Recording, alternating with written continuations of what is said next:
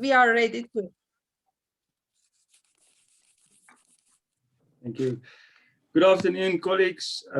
I would like to welcome each participant, each panel member to this very exciting international webinar. Before we proceed with the formal agenda, I would just like to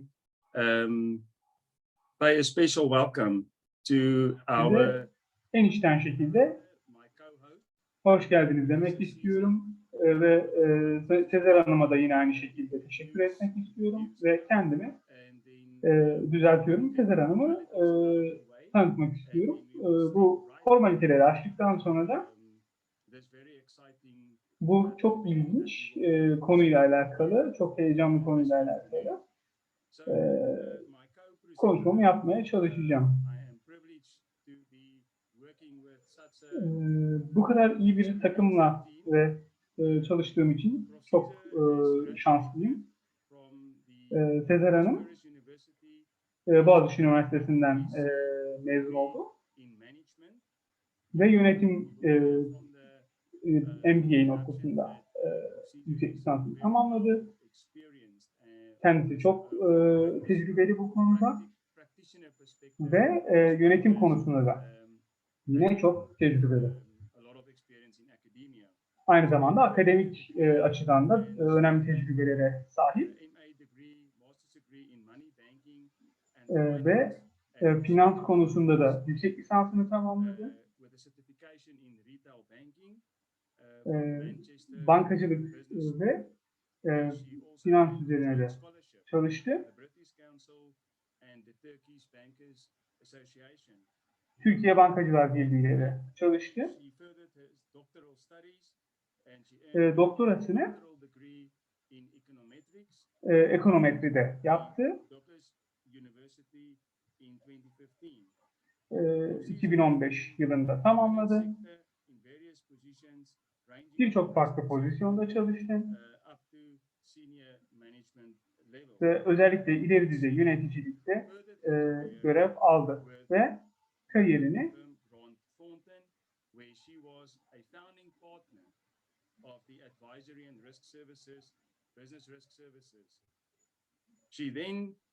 ve kariyerine mevcut pozisyonuyla devam ediyor.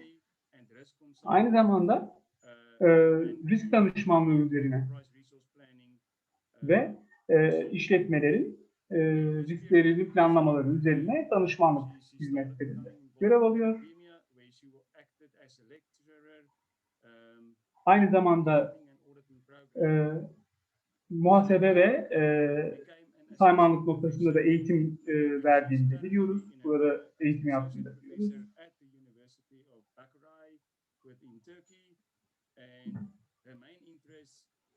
Bakırçay Üniversitesi'nde de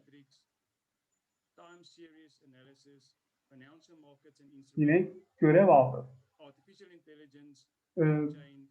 Blockchain, yapay zeka ve iç denetim ve denetim konusunda birçok farklı makalesi ve çalışmaları var. Aynı zamanda da denetim ve bilgi işlem noktasında da bilinen bir araştırmacı kendisi.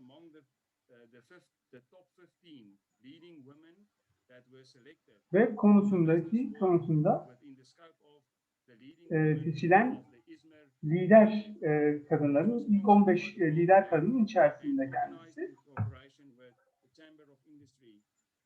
Ve sanayi odalarıyla da yine ortak çalışmaları var.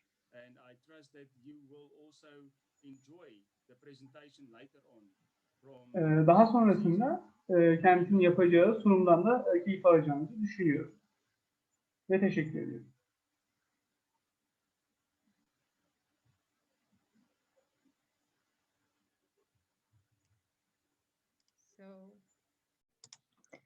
Let me introduce Professor Louis Smith, and Louis holds a master's degree in internal auditing from the University of Pretoria. Master yaptı kendisi.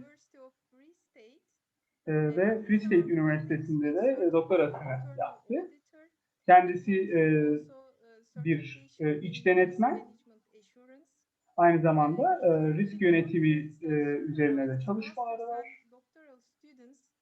Doktora ve yüksek lisans öğrencilerine de Tulane Üniversitesi'nde dersler veriyor. Aynı zamanda kendisinin bir de kitabı var. Çok önemli bir kitap. Özellikle bizim mesleğimiz için.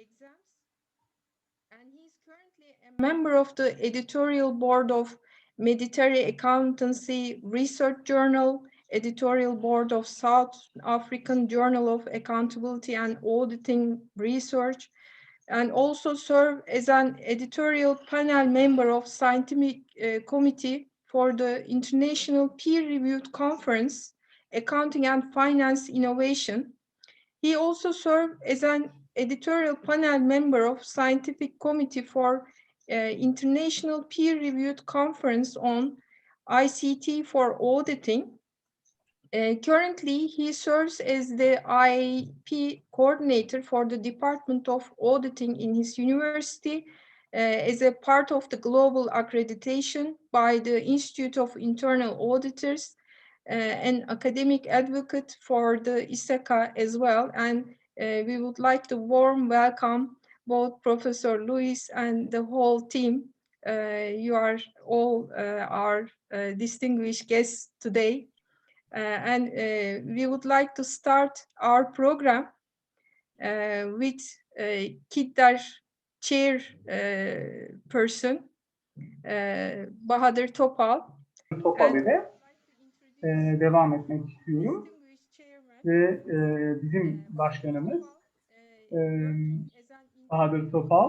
And also Deputy Head of Department at the University of Agriculture and Forestry, Internal Audit Department. Kendisi 2015 yılından bu yana Tarım Orman Bakanlığı'nın bir çalışanı.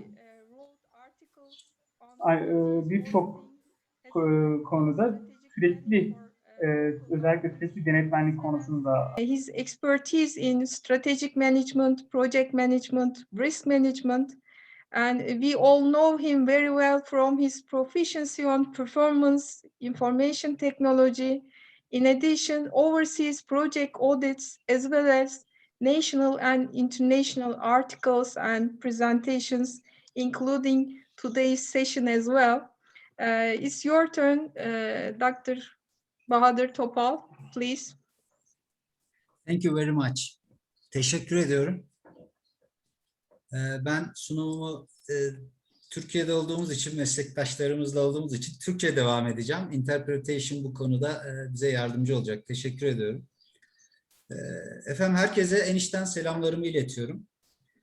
Bugün burada yine önemli konuları konuşmak üzere bir araya geldik. Webinarımızın gerçekleşmesinde işbirliği yaptığımız Güney Afrika Üniversitesi, Güney Afrika Denetim Genel Müdürlüğü, SAIGA Derneği, Bakırçay Üniversitesi, Tarım ve Orman Bakanlığı İş Denetim Başkanlığı, Kamu İş Denetçileri Derneğimizin yönetimi ve Güney Türkiye ve Güney Afrika ile Afrika, Avrupa, Amerika ve Asya kıtasından katılan meslektaşlarımıza ve akademisyenlerimize Kamu İş Denetçileri Derneği Yönetim Kurulu Başkanı olarak en içten teşekkürlerimi iletmek istiyorum. Evet. Böyle çok uluslu bir organizasyonda yer almak büyük bir mutluluk duyuyoruz. Dünyayı saran koronavirüs pandemisi nedeniyle milyonlarca insan hayatını kaybetti. Meslektaşlarımızdan da bu pandemi nedeniyle vefat edenler oldu ve hayatını kaybedenlerin huzur içinde yatmaları için dua ediyor. Hastalanan ve tedavisi devam eden meslektaşlarımıza da acil şifalar dilerim. Kıymetli katılımcılar, pandeminin de etkisiyle çalışma modellerimizde, iletişim modellerimizde hızlı ve yıkıcı değişimler yaşanıyor ve bu devam edecek gibi görünüyor.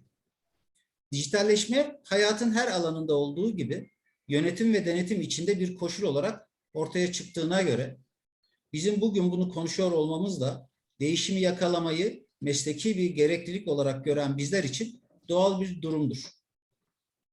İzin verirseniz ülkemizin özellikle kamu sektöründe iş denetimi alanındaki biyografisinden çok kısa bahsetmek istiyorum. Avrupa Birliği katılım müzakereleri gereğince uyumlaştırma yasaları kapsamında 2003 yılında kamu sektörü iç denetim kavramıyla tanıştı ülkemizde. 2007 yılından itibaren ise iç denetçiler kamu kurumlarında görev almaya başladılar. Bugün kamu kurumlarında iktisadi kuruluşlar dahil 1000'e yakın iç denetçi görev yapmaktadır ülkemizde. Yakın denebilecek bir zaman aralığında kamu kuruluşlarında iç denetimin hayata geçtiği düşünüldüğünde 2021 yılında iç denetim mesleğimizin geldiği noktadan ve özellikle dünyadaki meslektaşlarımızla eş zamanlı olarak gelişime adapte olma ve inovatif uygulamaları gördükçe büyük bir memnuniyet duyuyorum. Kamu kurumlarındaki denetimlerde yenilikçi yaklaşımların, teknolojinin, yapay zekanın konuşulması ve uygulama adımlarının başlaması, kamu kurumlarına iç denetçilerin değer katma fonksiyonuna ivme kazandırmaktadır. Kamu kurumları da bu konuda ayrıca kendi işlerinde ivme kazanmaktadır. Diğer taraftan iç denetim mesleğini farklı kılan hususun değişime ayak uydurma gayreti olacağını düşünüyorum. Ülkemizde gerek özel sektör, gerekse uluslararası paydaşlarımızla yapacağımız çalışmalar için heyecan duyuyorum. Lütfen bunu açık bir davet olarak kabul ederseniz çok memnun olurum. Ayrıca buradan söylemek isterim ki, Güney Afrika Cumhuriyeti'nde denetim alanındaki mesleki ve akademik çalışmaların tüm dünyada örnek gösterildiğinin bizler farkındayız. İşbirliklerine ilişkin yüksek potansiyelin varlığı da bizi gerçekten çok ciddi heyecanlandırıyor. Bu aşamada derneğimizden de biraz bahsetsem müsaade edersiniz herhalde. Kamu sektöründe çalışan 900'e yakın denetim profesyoneli ve akademisyenin üye olduğu derneğimiz 2007 yılında kurulmuştur. Mesleğimizin ülke çapında tanıtılması, meslektaşlarımızın mesleki kapasitelerin geliştirilmesi amacıyla etkinlikler düzenlenmesi, kamu kurum ve kuruluşları nezdinde meslektaşlarımızın mesleki hakları ile ilgili lobi faaliyetleri yapılması ana hizmet alanlarımız, kıymetli hazirim. Diğer taraftan yalnızca denetim ve risk yönetimi alanında Türkiye'nin genelinde yayın dizisi içerisinde yer alan, 2009 yılından beri yayın hayatında olan Denetişim adlı bir dergimiz var. Hakemli olarak çıkmakta ve bu alanda da iddialı olduğumuzu söyleyebilirim. Ülkemizde denetim kültürü her zaman etkin ve güçlü şekilde yönetimlerin yanında yer almıştır. Ülkemizde müfettişler, kontrolörler, denetmenler ve benzeri denetim alanında ciddi uzmanlıklara sahip profesyonellerin varlığı ve iç denetim ile uyum içinde birbirini tamamlar şekildeki çalışmaları, denetimin etkinliğini ve yönetimin bunlardan katma değer almasını güçlendirmektedir. Bugün birbirinden değerli konuşmacı ve katılımcıların olduğu webinarımızın başarılı ve keyifli geçmesini temenni ediyorum. Sözlerimi Sayın Nelson Mandela'nın ve Ulu Önder Atatürk'ün sözleriyle bitirmek istiyorum. Sayın Mandela, herkes yaptığı işe kendini adar ve tutkulu olursa koşullarının üzerine çıkabilir ve başarıya ulaşabilir demiştir. Ulu Önder Atatürk, uygarlık yolunda başarıyı yenileşmeye bağlıdır. Sosyal hayatta, iktisadi hayatta, ilim ve fen sahasında başarılı olmak için yegane gelişme ve ilerleme yolu budur demiştir. Hepinizi saygıyla selamlıyorum. Umarım keyif verici, güzel bir webinarımız olur. Hepinize saygılar sunarım. Sağ olun. Dear Bahadır Üstadım, thank you very much for this valuable speech. We really appreciate and thank you for your kind support for this event as well. And before we proceed on our program, I kindly remind all our participants to, use, if they need, of course, interpretation panel, and they can just click on either English or Turkish to use this translation facilities to prevent any inconvenience. And thank you for your understanding. And now, Professor Luis, it's your turn to introduce our keynote speakers and opening speech. It's time to continue, please. Thank you so much, Prof. Caesar, and thank you, Bahar, for that very informative introduction. I would like to introduce to you, colleagues, our next delegate konuşmacımız. that will also provide us with an opening. O da bir açılış konuşması yapacak. Morena from the South Africa. Russel MORENA, kendisi Güney Afrikalı. Russel şu an Güney Afrika Denetmenler Birliği'nin bir üyesi. Kendisinin MBA derecesi var. Aynı zamanda insan kaynakları yönetimi üzerine de çalıştı. Aynı zamanda bir lisans derecesi daha var. 12 yıldan fazla tecrübeye sahip bu konuda ve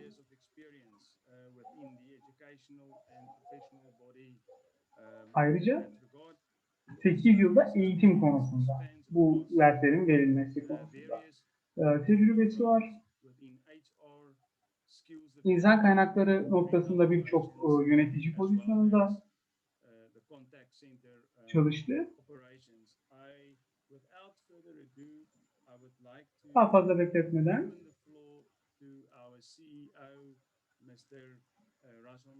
Russel MORENA'ya sözü bırakmak istiyorum. Thank you very much. Thank you so much, Prof. Smith. Profesör Smith, çok teşekkür ediyorum. Çok teşekkür ederim.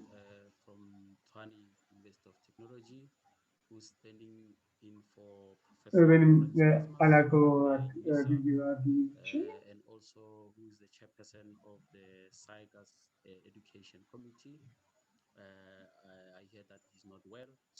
Bildiğim kadarıyla bir katılımcımız şu an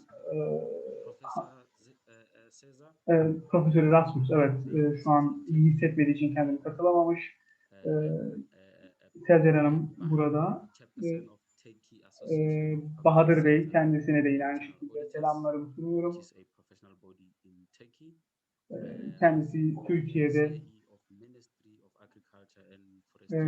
görev yapıyor. Aynı zamanda Rasim Bey, siz de burada selamlarımı sunuyorum. Russel MORENA, o da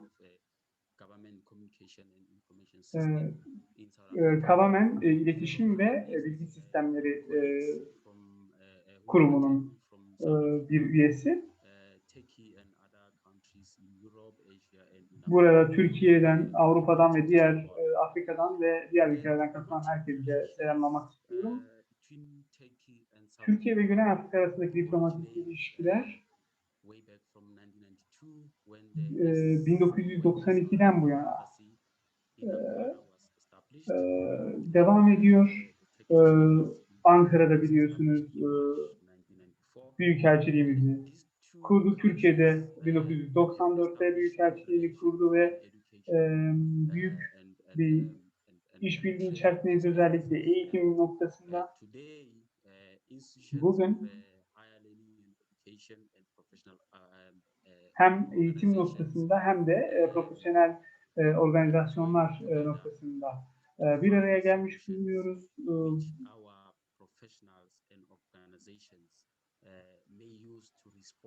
Bazı sorunlara burada cevap bulmaya çalışacağız, çözmeye çalışacağız. Bu sayede bu bulduğumuz çözümleri kendi meslektaşlarımızda, kendi karşılaşacakları durumlar için gerçekleştiği zaman bu olaylar kullanabilecekleri çözümler olması noktasında bazı sorulara cevap bulmaya çalışacağız. Biliyorsunuz ki COVID-19 pandemisi nedeniyle yeni bir anlayış var bu şekilde. It's a great exercise which colleagues from academia, the auditing profession, the public and the private sectors need to explore and find solutions. solutions which the public sector will utilize to remain relevant.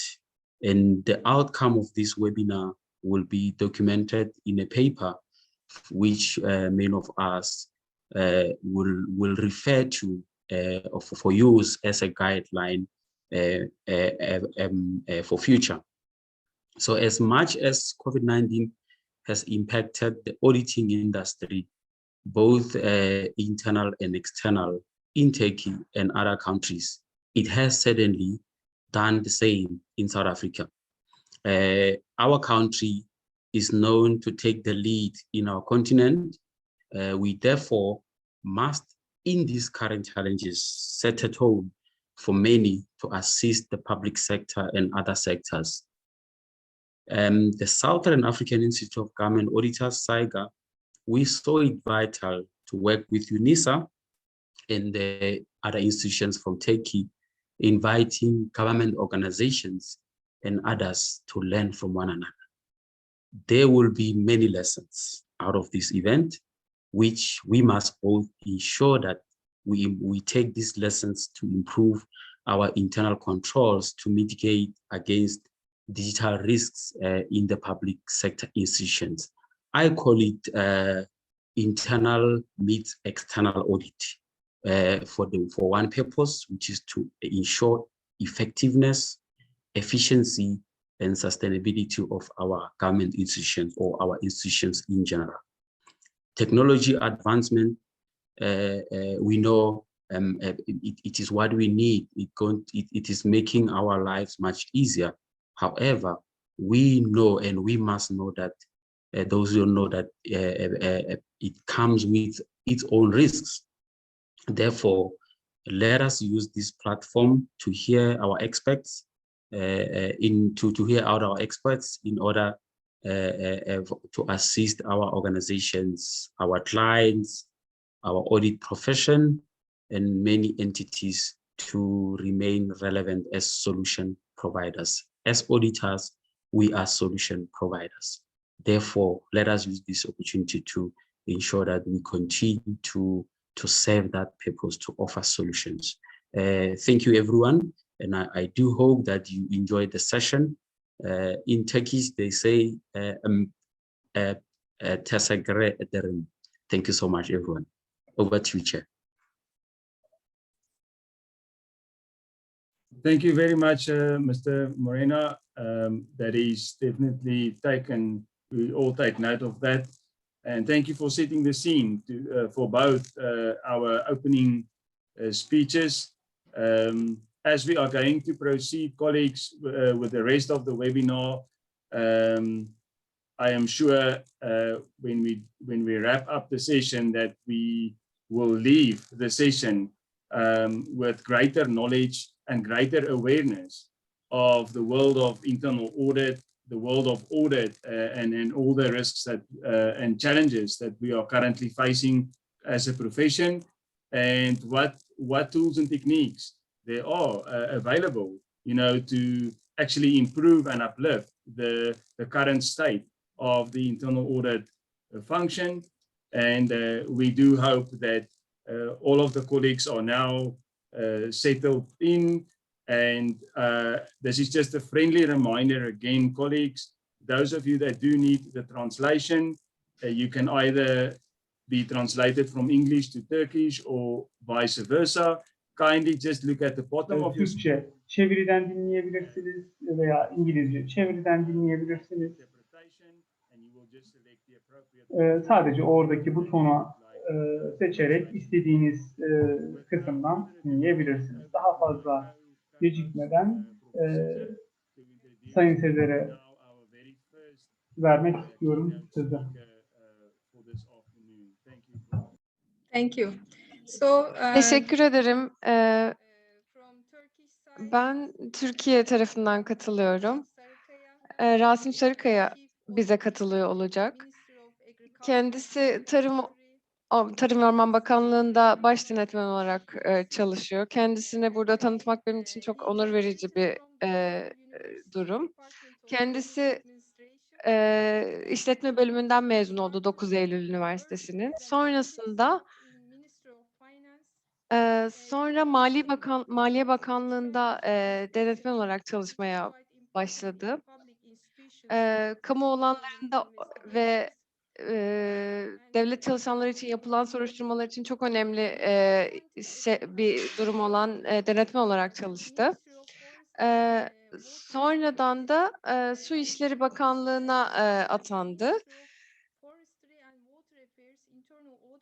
Ondan sonra da Su İşleri ve Orman Bakanlığı'nın İç Denetim bölümüne atandı. Sonra bakanlığın ismi Tarım ve Orman Bakanlığı olarak değişti. Diğer konuşmacımız ise 2008 yılında, konuşmacımız aynı zamanda 2008 yılında tekrar master'ını yaptı. Yine finans alanında yaptı. Burada kamu harcamalarının verimliliği konusunda bir tez yazdı kendisi. Bizim konumuzla çok alakalı. Başka akademik işleri ve yani başka platformlarda yürüttüğü birçok farklı etkinlikleri de var. Kendisinin aynı zamanda diğer konuşma aynı zamanda başka yayınları var. Hacı Bayram Veli Üniversitesi'nden finans doktorası var. Bu denetim alanını ilgilendiren birçok çalışması var. SİGEM alanında da çalıştı. Türkiye'nin İç Denetim Koordinasyon Kurulu'nun da başkanı. Yine bu KİDDER Derneği'nin üyesi ve aynı zamanda bir yönetici üyesi olarak katılıyor aramıza. Şimdi sizin sıranız üstadım. And hopefully Rasim Üstad will give some best practice examples from Rasim Özkaya'nın Türkiye iç denetim ve kamu sektöründeki yapılan iç denetim alanındaki iyi örnekleri bize sunacağını umuyorum. Bu projeyle ilk temasımız başlamış oluyor.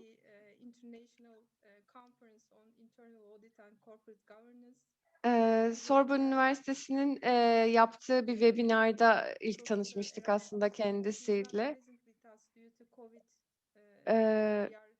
Aslında bize katılacak olan Profesör Erasmus da bizle olacaktı ama Covid yüzünden maalesef bizimle birlikte olamıyor. Kendisiyle orada tanışmıştık.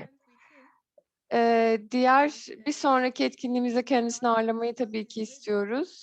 Rasim Üstadımız hazırsa sözü ona bırakabiliriz. Rasim Üstad orada mısınız?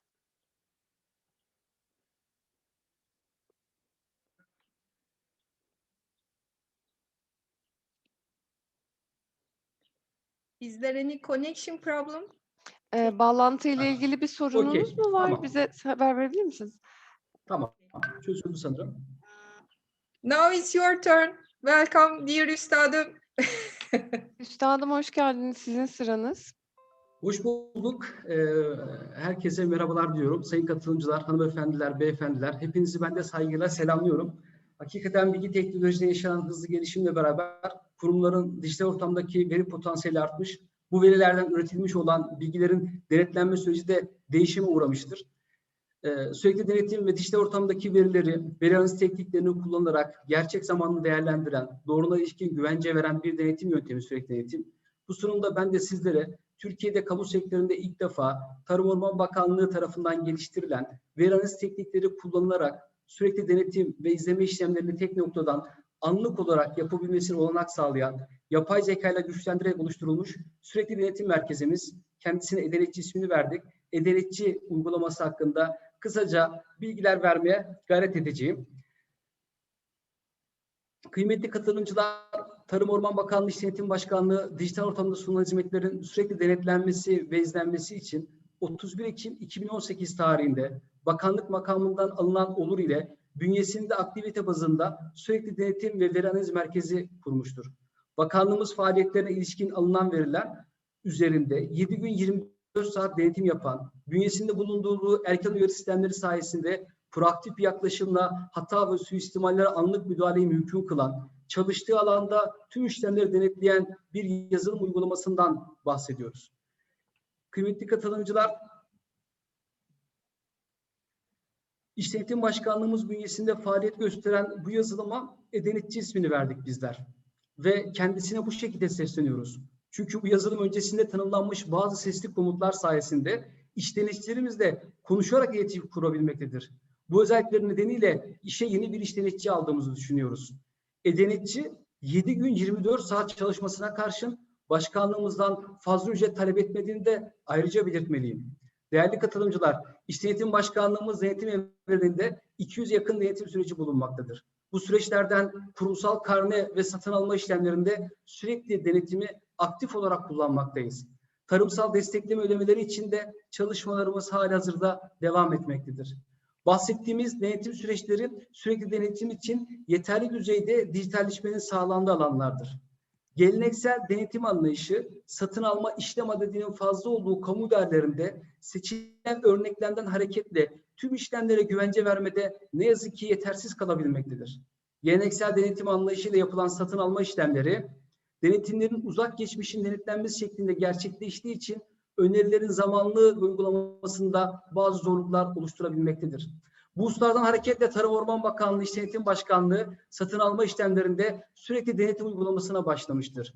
Türkiye'de kamu idarelerinin istisnai durumlar dışında tüm satın alma işlemleri Camiayla kurum ismi verilen kamu idaresinin dijital veri olarak bulunmaktadır. Bu veriler Camiayla kurum tarafından alınmasının maksadı iş süreçlerinin, iş akışının kontrolü izlenmesi amacıyladır. Denetim için bir veri girişi olmadığını da ayrıca vurgulamak isterim. Çünkü bu husus sürekli denetimin sürdürülebilirliği açısından oldukça kritik durumdadır. Denetçi, kamuhale kurumuna ait veri tabanından satın alma işlemlerine ait verileri anlık olarak çekmektedir. Denetçiye satın alma işlemleri denetimi konusunda daha önce Purchasing transaction from the database of the Public Procurement Authority.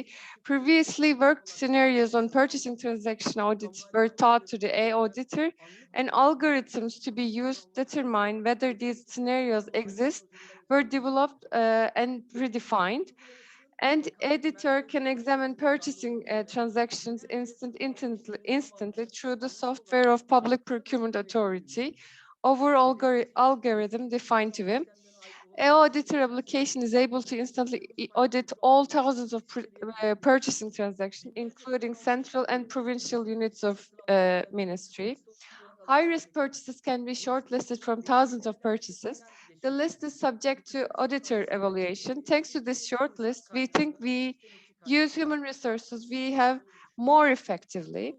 At this point, I would like to emphasize one point. The shortlist created by the auditor must be subjected to auditor review. We think that we can manage potential risks related to data reliability by doing this.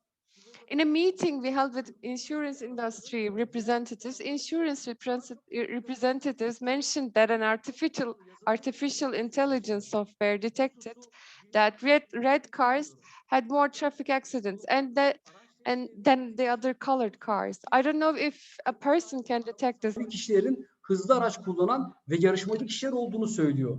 Psikoloğun yaptığı bu tespiti şimdilik yazılımlar veya makineler competitors.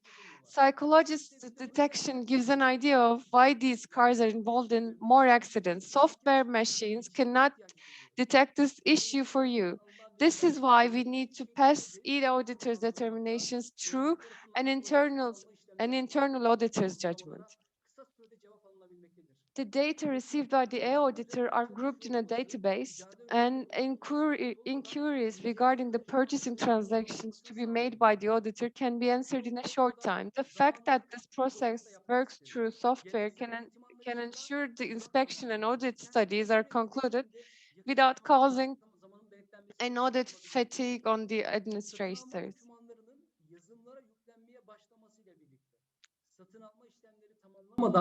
Olası suistimallerin denetime konu edilerek upload of the purchasing documents to the software, it is also separately studied at possible abuses, and it can prevent it by auditing before completing the purchasing process. So We want to start trials within our internal department to take our existing technologies to one step further, to audit them in the future in a short time. Balanced scorecard is another subject of continuous auditing. Our ministry has determined a key performance indicator set in the higher policy document to achieve the objectives. In order to analyze the audit key performance indicators instantly, we can access the learning techniques and rich visuals that support the performance audits. The images obtained from the software are presented to auditors. These modules, it can run analyses and it could show us early warnings about the KPIs that are not close to the target. We can present these KPI reports to our ministries, to the consultants and upper level administratives. Also, timeliness is quite important for internal audits. In order to, you need artificial intelligence that can run, that can detect trends in other processes at the same time. The software can, the software turns these reports into these visuals and all charts into reports. All relevant levels of management are informed about these reports and the monitoring results of these reports as well. Dear participants, bir tane iş denetçi görev yapmaktadır. Bu sayının içerisinde denetçinin de olduğunu vurgulamak isterim. Organizasyon şemamız sahada görüldüğü şekildedir. 3 başkan yardımcım altında farklı alanlarda denetim faaliyeti yürütmekteyiz. Başkan yardımcılarımız Ramazan Orman, Bahadır TOPAL, Semih Eroğlu ve iş denetçilerimizle birlikte sürekli denetimin getirdiği bu değişim sürecini hep birlikte yönetmeye çalışıyoruz. Başkan yardımcılarımıza, iş denetçilerimize ve tabii ki de denetçiye teşekkürü bir borç biliyorum. Öğrenilmiş konfor alanı olan geleneksel denetimden çıkarak sürekli denetimi, yeni iş yapış şekillerine alışmak gayret ve ciddi emek istediğini belirtmek isterim. İş Denetim Başkanlığımızda dijital değişim ve dönüşüm Ekim 2018'den beri devam etmektedir. Pandemi döneminde dijitalleşmenin getirdiği avantajlarla doğru bir iş yaptığımızı bir kez daha anladım. Çünkü denetçinin korona olma riski taşımıyordu. Ve idarelere gitmeden de denetçi üzerinden denetim faaliyetlerimizi devam ettirebiliyorduk. Sürekli denetim merkezimiz ekranda görüldüğü üzere birçok denetim departmanına bilgi akışı sağlayan önemli bir yazılım haline geldi. Değerli katılımcılar, sürekli denetim ile ilgili denetimlerde birçok fayda elde ettiğimizi gözlemledik. İş denetim başkanlıkları kurumların daha fazla değer katabilmek adına uzak geçmiş denetimlerinden yakın geçmiş ve gelecek denetimlerine geçmeleri, bunun içinse sürekli denetim ve dijital uygulamaların sunduğu fırsatlardan yararlanmaları gerekmektedir. İş denetimi yürütmüş olduğu faaliyetlerde sürekli denetim anlayışının avantajlarından yararlanabilmesi, kullanacağı bilgilerin doğruluğu, tamlığı, zamanlılığı hususlarında güvence sağlamak adına teknolojik gelişmeleri kullanması gerekiyor. Değerli katılımcılar, Türkiye'de Tarım Orman Bakanlığı bünyesinde oluşturulan sürekli denetim ve analiz merkezinde geliştirilen e-denetçi uygulaması ile kurumsal karne ve satın alma işlemleri, süreçleri denetimi proaktif bir yaklaşımla 7 gün 24 saat yapılmaktadır. Elde edilen tecrübeler ile e-denetçi uygulamasının denetçinin elde ettiği çalışmalardan daha fazla yapabildiğini göstermekteyse de denetçi muhakemesine hala ihtiyaç olduğu gerçeğini değiştirmemiştir. Ben de gerek İş Denetim Başkanlığım, gerek şahsım adına bütün heyeti saygıyla selamlıyor, başarılı bir seminer olmasını herkese temenni ediyorum. Teşekkür ederim. Thank you so much, Rasim Üstadım. And now I would like to give my hand to Professor Luis to introduce South African keynote speaker, please. Thank you. Thank you. Thank you very much, colleagues. I trust that you are still finding this of interest and that you Bu bahsettiğiniz uygulamayı da çok değişik buluyorum. Aynı zamanda bu webinarın diğer katılımcıları da yine çağıracağız. Bu konularla ilgili şeyler öğrenebilmeleri için paneller düzenlemeye çalışacağız. Kesinlikle herkes için bu etkinliklerin sona doğru yapılacak tartışmalar sayesinde buradan daha çok şey öğrenebilmelerini sağlamak istiyoruz.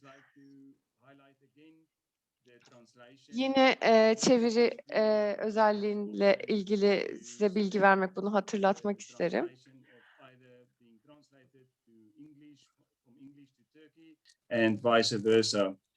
Without further ado, let me then introduce our next keynote speaker, which is Mr. Dalson Modiba, and it is an honor to present my South African colleague to this webinar. Mr. Dalson Modiba comes with a wealth of experience from a practical perspective, and that is what I think, colleagues, makes this webinar quite unique, that we bring both practitioners as well as academia together, and as we proceed to try and address all the challenges that the auditing profession is currently facing, not just locally, but globally. Mr. Dalson Modiba is currently the head of internal audit, the chief audit executive of the South African National Government Department of Communication and Information Systems. He currently holds a BCom accounting degree, which he obtained from the Wits University in South Africa. He also holds a BCom honors degree in business management, which he obtained from the University of South Africa. He has over 22 years of practical experience in the auditing environment. His experience covers both assurance and consulting engagements, and with special expertise in the public sector. You would recall, colleagues, that the theme of this webinar is the response of internal auditors to digital risks within the public domain. So there is a strong emphasis on the public sector and how internal audit functions operates within this environment. My colleague also comes with a wealth of experience in combined assurance. He was also an audit committee member in various companies. And without further ado, let me open the floor for my colleague, Mr. Dalson Modiba. You are welcome. Thank you very much, Professor. If I may ask that the presentation be projected, I'll really appreciate if that can happen from your side, Prof. Not a problem. Now I gave permission for sharing. Thank you. Can you see it now? Can you see the presentation now? Please share your screen. We give the right, and you can now share your screen, please. All right. Can you be able to see the presentation now? Not yet. Okay.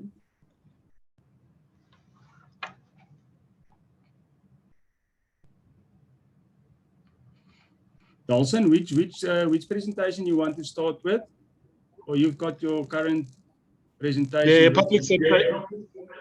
The public sector internal audit challenges.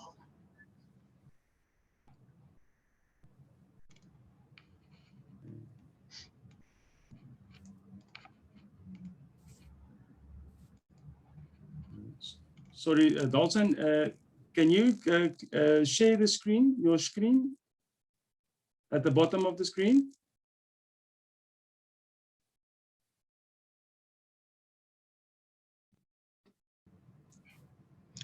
Yes, Prof, I can hear you. Can you kindly, just at the bottom of the screen, just share your screen? Is that working from your side?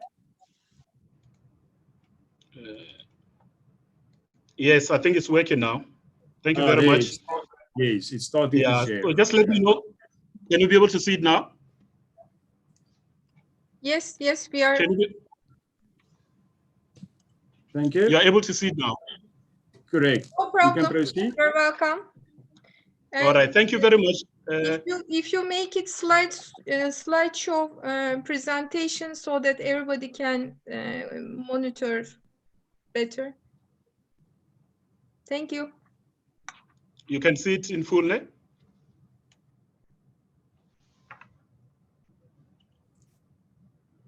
May you kindly, Dalson, just put it in presentation view?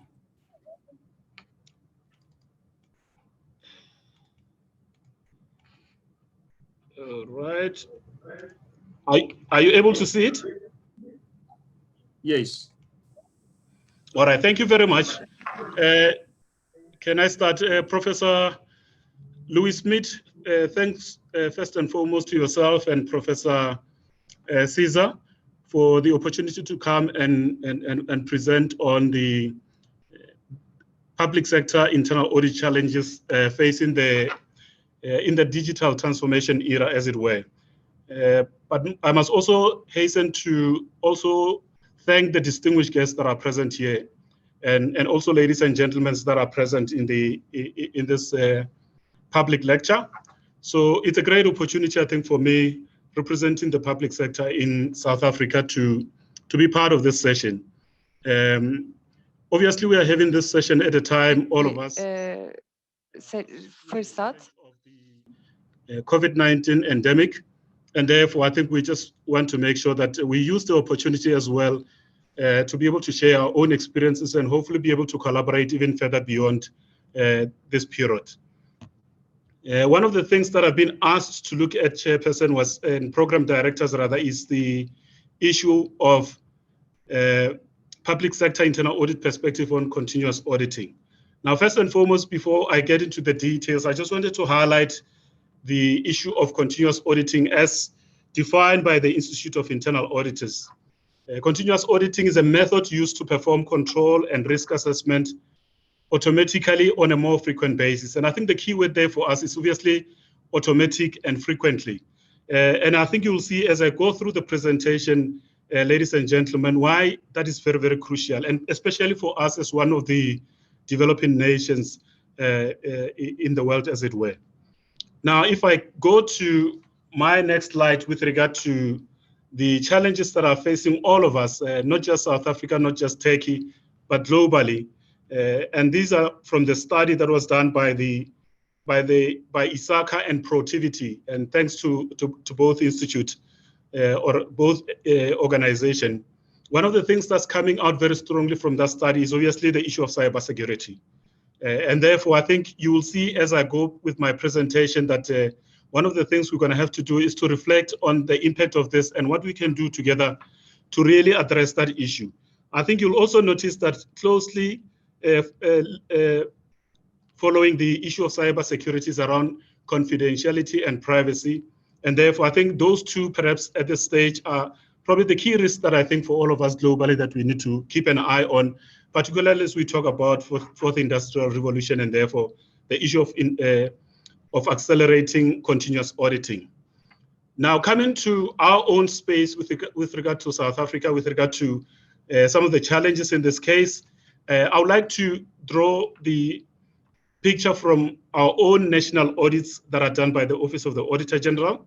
And I think you will see from the analysis that I'm presenting there, ladies and gentlemen, that the big issue I think we are facing as a country is around the issue around irregular expenditure. You may have heard our Auditor General emphasizing this point, and I think you'll see the study there covering the financial year 2017-18 to 19-20 that the key concern is around irregular expenditure. And somebody might ask, why this issue? Again, I think we need to be reminded about the point that you have highlighted, that this lecture is about looking at the solutions, particularly continuous auditing, as a possible solution to addressing some of the challenges that we face in our industries, but most importantly in the internal audit profession and therefore the auditing profession in general. So I think you'll notice that those figures that you see there exclude 2019-20 because of COVID. I think the MFA audits, or what you call the Municipal Finance Management Act audits, have not yet been concluded. And therefore, the figures that you see for 2019-20 exclude the MFMA figures, as it were. So I think you can clearly see that the big issue there is around irregular expenditure. And I must also be able to point out, ladies and gentlemen, that in all of those cases, although this figure is very high, I think it's very high because it may be that a lot of the institutions in the public sector take a long time in terms of doing their own investigation to understand not only the root causes to non-compliance, but also to establish whether there was value that was obtained from the irregular expenditure that has been incurred. And very briefly, irregular expenditure means the procurement have taken place without necessarily following the proper procedures and processes. So therefore, I think once the investigations are done, you are able to separate areas of expenses or expenditure where value was obtained vis-a-vis the areas where wastage may have happened. So I need to qualify that so that at least there's an understanding of the issue that we are dealing with there. Now, if I come to the building blocks towards clean audit, and I think that's an important point in the context of our conversation, you'll also notice that linked to that issue that I've just highlighted right now, you'll see that as we start to go to the lower levels of the audit opinion, among them being the adverse audit opinion, and I'm sure majority of you will be familiar with it. After that, of course, is the issue around disclaimer. You'll notice that the big challenge obviously points to the issue around leadership, and of course, IT governance, risk management, and therefore the audit committees. And I think you'll see that, fortunately, at the national level, you don't see a lot of challenges featuring in this area of adverse audit opinions. And therefore, I think it's a positive thing because that's where policy is set. And therefore, hopefully, we can be able to see that cascading to the lower levels, particularly in relation to the municipalities where obviously service delivery happens. So you'll see, not surprisingly, you'll see that there are no status with regard to the clean audit status because we are talking about adverse opinion, as it were, ladies and gentlemen. Now, positively, if you look at the institutions that have been able to get clean audits, and I think you will see them in that first bar on the left-hand side, you will see that the number is fairly low. And this is the number that covers both national and provincial departments, the state-owned institution, or what we refer to as public entities, and therefore municipalities. And I think you'll begin to see that I've deliberately selected what, for the purpose of this lecture, I felt were the most important building blocks towards what you call a clean audit. And among them, it's not surprising that the issue around leadership becomes critical, and therefore an issue that we must emphasize time and time and again if we are going to succeed with regard to turning the situation around with regard to clean audits, but most importantly, addressing the issue of institutionalizing this issue around continuous auditing. And therefore, I think you will see that closely followed to it is this issue around risk management, the role of internal audit, particularly in the case of this public lecture being important, and the audit committees. But I think generally you can be able to see that where you achieve clean audits, a lot of these critical building blocks are there, including one of the most important one, the record keeping, because ultimately we can't talk about the continuous auditing without recognizing that the quality of the data that we need to be applying this continuous auditing has to be of highest quality. Otherwise, then we may be obviously trying to do an analysis over data that obviously may create problems with regard to the outcome and therefore the actions that needs to be taken to address the challenges that are emerging from those analyses. Now, if you look at the study that was done in 2014 in South Africa around the status and demand for internal auditing, you'll notice that, not surprisingly, one of the issues, and I think it's linked to this issue that we're talking about of continuous auditing, is the shortage of competent internal auditors. There's also the issue around the need for specialized technical expertise. And these are the factors that really most of the participants in the studies were articulating as factors contributing to outsourcing of internal audit functions in their units, so in their institutions. So where you find that the internal audit functions were outsourced, the big two issues that were coming out was the shortage of competent auditors, and secondly, the issue around the expertise. Whereas if you look at it from factors influencing decisions to basically house internal audit within the institutions, you will find out that among the key issues that are coming there, which are also, of course, very positive, particularly from the CAEs, is that you then become familiar with the public sector activities. And I count myself as being among those people that have been there for quite some time and therefore beginning to see the benefit of being there for the long haul. And in that way, be able to appreciate the dynamics that are involved in terms of driving a process of clean audit, but also of improving service delivery and therefore the performance of the state. And I think you'll see the commitment to governance. There's also the issue around superior knowledge, because when you are in the institution, you begin to obviously familiarize yourself. You have the opportunity to understand more deeply the dynamics within the institution, its mandate, its vision, and therefore what it needs to achieve in the grand scheme of things.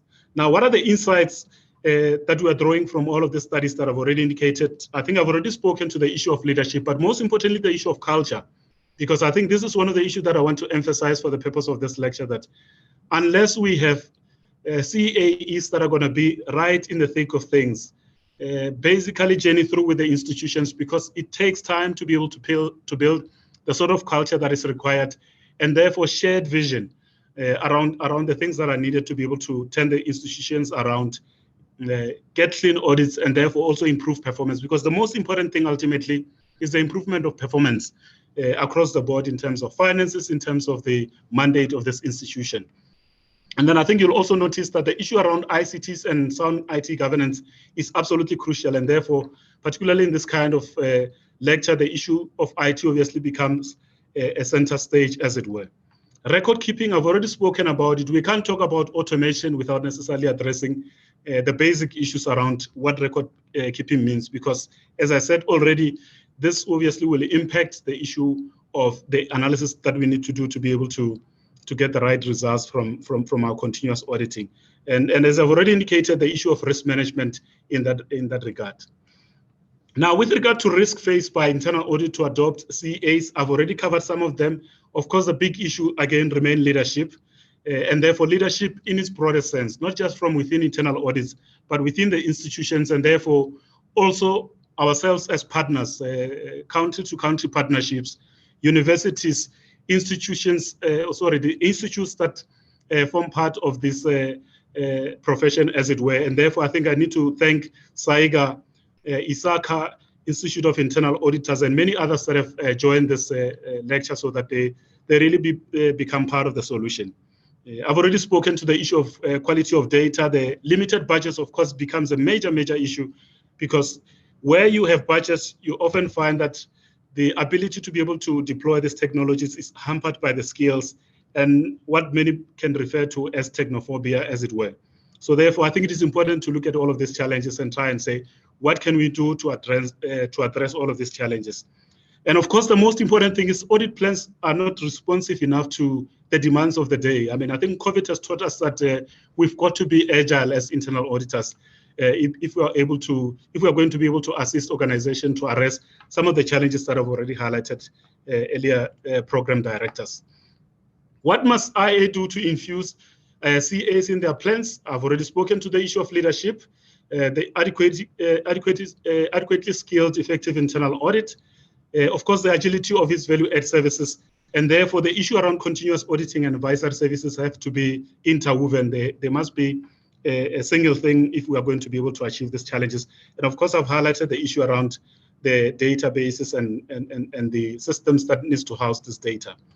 Now, I think this is our own illustration of the difference between the traditional auditing and the continuous auditing. And I've tried to give you a bit of a sense of our plan as it appears from a traditional point of view. And I think you'll notice from there, Chairperson, that one of the things that we do is to try and schedule this audit on a monthly basis. And one of the things that you'll see coming out, particularly in April and May, and I have to apologize in this case when you started to see that we have technological issues. we are busy with the year end, and in fact, on Monday, we're supposed to be submitting our financial statements and therefore our annual performance report to our external auditors, which is the Auditor General, to audit them. So therefore, one of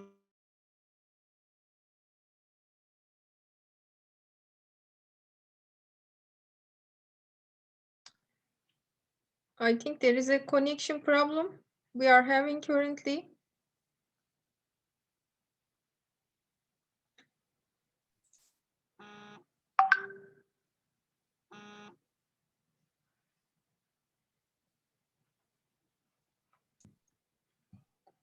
Professor Luis? Yes, Are Prof. you there?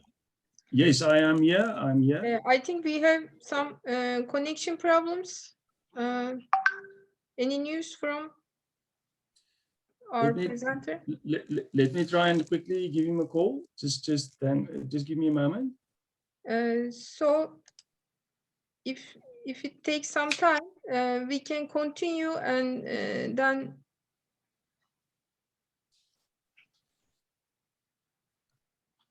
it's up to you. Yeah. I think maybe, yeah, without, let's give him a moment maybe to reconnect. Prof, if you agree, then I can give a short presentation from my side. Aslında benim ufak bir sunumum olur, onu yapabilirim. I think the tea break is coming up as well. Just after that, so let me, if Prof, Eğer kabul ederseniz ben kısa bir sunum yapabilirim ve o sonrasında bakarız. Tamam. Zaten sizi Thanks a lot. Thanks a lot. I'm going to share my screen.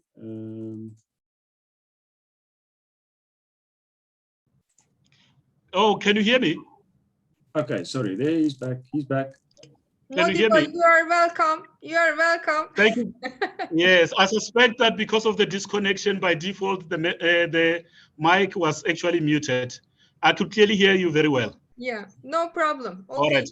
Can I just quickly proceed and wrap it up? Yes, please. Please proceed. We appreciate if you just push function 5 to make it more clear for the attendees to see your lovely pictures and everything on your presentation, please. Thank you. All right, thank you very much. Function 5, please. Can you see it now?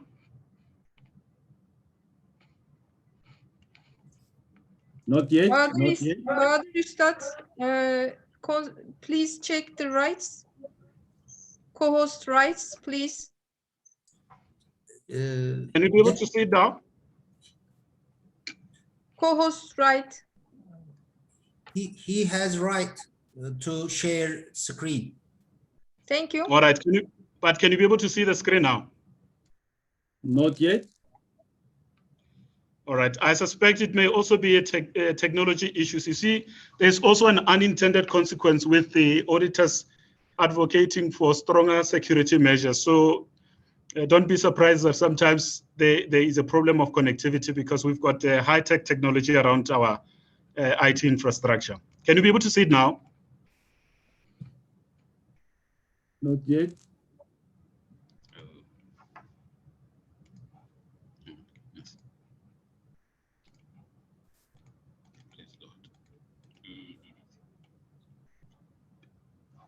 Able to see? No.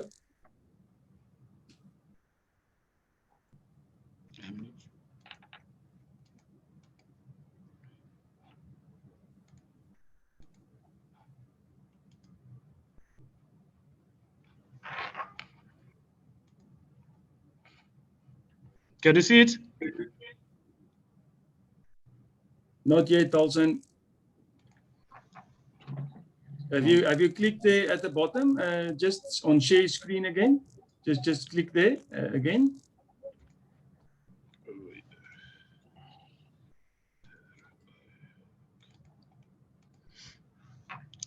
Yes, it's starting to share. All right. Can you see it? Great. Thank you. All right. Thank you very much. Can I proceed? Please Yeah, do. by pushing the function 5, please, or the slideshow.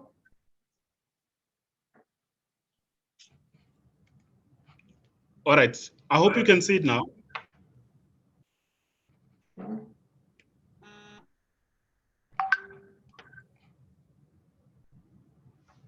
All right. All right, you're covered. Okay, you continue, please. Thank you. Okay, let me continue. Just to pick up from where I left off, as I've already indicated, I just wanted to demonstrate the difference between the continuous auditing and traditional auditing, at least in the context of our own environment. I've already indicated that you'll notice that one of the things that we have there is what we call the annual financial statements, AFS, APR, annual performance report. Our financial year end is, of course, the 31st of March of each annual cycle. And therefore, we are supposed to submit this financial statements and the annual performance report to the AG on the 31st of May, which is Monday. And therefore, our team is hard at work to try and address that. So therefore, I think you'll notice that when you juxtapose the traditional auditing and continuous monitoring, you are almost likely to see that this plan as it is, as we conceptualize it in terms of the Gantt chart, we are likely to see it being flattened out, because I think the idea is that if we are going to tackle the challenges around irregular expenditure, we can't wait for 6 months to end for the audit to happen to tackle the problems. Therefore, we need to be proactive, do this audit regularly, so that at least we can pick up the transactions frequently and therefore deal with the problems in chunks, as opposed to allowing it to grow so big that we end up having to face a backlog, as it were. So I think you'll see that at the bottom of that screen, that we are trying to advocate for some of the proactive measures, continuous auditing in its broadest sense, both in terms of the pre-vetting of awards, or what you call the procurement processes, where basically we give opinion around some of these procurement decisions before they are made, and therefore payments are made. And also to look at the continuous auditing tools so that we can be able to monitor the transactions online regularly, so that if there are any deviation from our set rules, we can be able to pick them up, raise it with the clients, and these issues get addressed. Now, as I've already indicated, you'll see that in terms of our own experience continuing, we are seeing a great deal of intervention from our side. And thanks to all of the hard work that we've been doing, working with all of the key stakeholders, in the area of risk management, we are seeing even more partnership between internal audit, risk management, legal and compliance, where we are able to, as opposed to doing risk assessment on an annual basis, we are looking at this on a monthly basis, so that we look at emerging risks, and therefore we respond to them timely, so that they don't grow to become an insurmountable task. With regard to financial and non-financial, as I've already indicated, we look at interim financial statements. We also look at performance information, which is basically your annual reports. And supply chain management, as I've already indicated, we also look at the pre-vetting of bids and RFQs, so that at least we are able to pick up any potential non-compliance, and then the client is able to address them timeously. I've already highlighted some of these issues. We are seeing also a greater adoption of new technologies. There's automation of the e-leave management system. And because of the systems have been developed in-house, these are the areas we are looking to deploying some of the data analytics, so that we can be able to do continuous monitoring, apply scripts, so that at least we can be able to pick up deviations from set rules and procedures. And the same thing, we are also looking to see it under the e-requisition area, which is the procurement, where we can be able to apply these technologies. Now, I think you'll notice that from the key findings from the internal audit and the Auditor General, which is our external auditors in this case, in the context of this lecture around IT, it's been around this almost 5 key issues, which is around adequately designed security policies and procedures, the user account management procedures, and of course the issues of backups. And in our case, management have already implemented continuous monitoring tools in this case. So for example, we are able to monitor these activities on a regular basis from a management side, so that whatever the deviations are picked up, they are attended to. And I'm going to show you some of the examples of what they are doing. So what am I saying? So there's continuous auditing, both in terms of the continuous auditing in its manual format. and then the continuous auditing in the context of technology. But thirdly, continuous monitoring from management, because unless there is that partnership, we're not going to be able to address some of the challenges, particularly if you look at it from the case of the developing nations where technology is still taking root and therefore hasn't matured as well as it would have been in the more developed nations. Now, these are some of the continuous monitoring tools that our IT audit has already deployed. I think you will see under patch management that we are able to monitor, for example, some of the patches as they are released from the supplier, and then from there we are able to download them. We are able to get updates whether they've been downloaded successfully. And from there on, you can see that we try and deploy them, obviously, to the various machines that needs to get this patches so that we can improve our security. You'll notice that I've grayed out, obviously, the machines because of the security issues. And of course, you can be able to pick up where there are challenges, where the patches have not been able to run successfully. There will be alerts, and therefore those issues get followed up. These things have been implemented because of the interventions that I've already indicated between ourselves and the Auditor General in this case. You'll also see the same thing, I think, with regard to the failed cases, as I've already indicated. And I think you'll see part of the reason I'm actually struggling with the connectivity, it's around this thing of the settings, because sometimes they are so very tight that they don't allow some of the pop-ups to also obviously come through. You'll notice that also in terms of the backups, which is another key issue if we're going to manage the issue of retaining our data. This is basically the picture as it appears. We do this obviously automatically, and therefore we are able to see also the ratio of how many of those backups have been successfully carried out.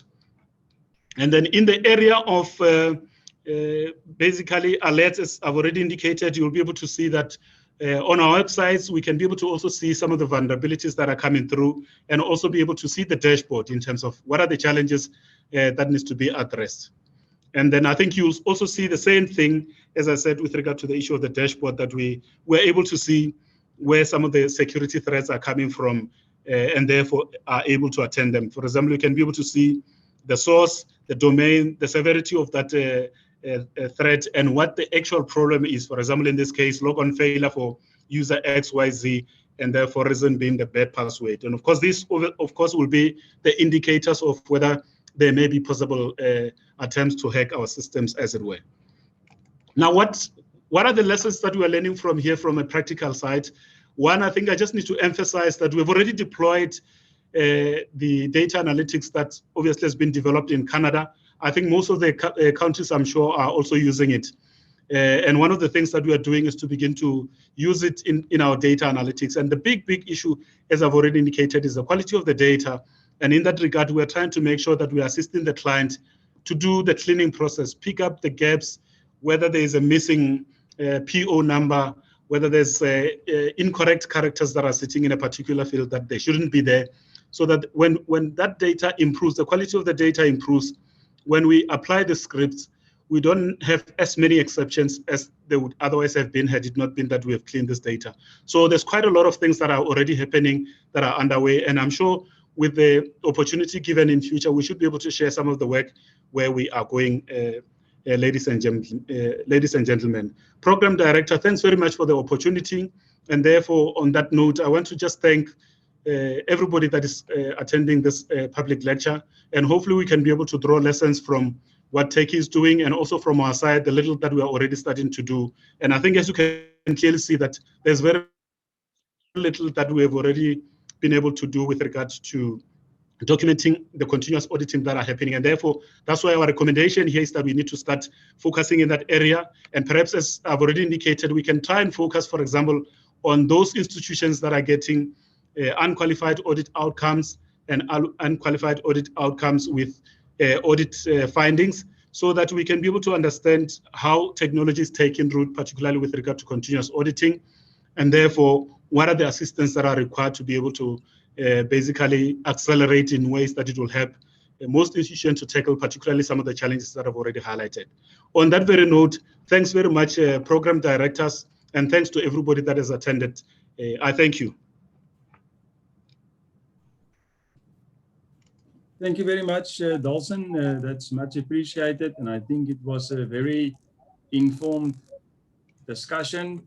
And I am sure everyone has taken note. And it is really just so refreshing to see that the work that you guys are also doing, not only from a local perspective, but also, as we heard earlier on from Mr. Rasim, and what they have been doing also in Turkey with their e-audit application that was presented. So this is really refreshing to see that globally, the audit profession and specifically the internal audit profession is trying to move in the right direction in terms of what in order to respond to the increased demands from our various stakeholders that we have to look after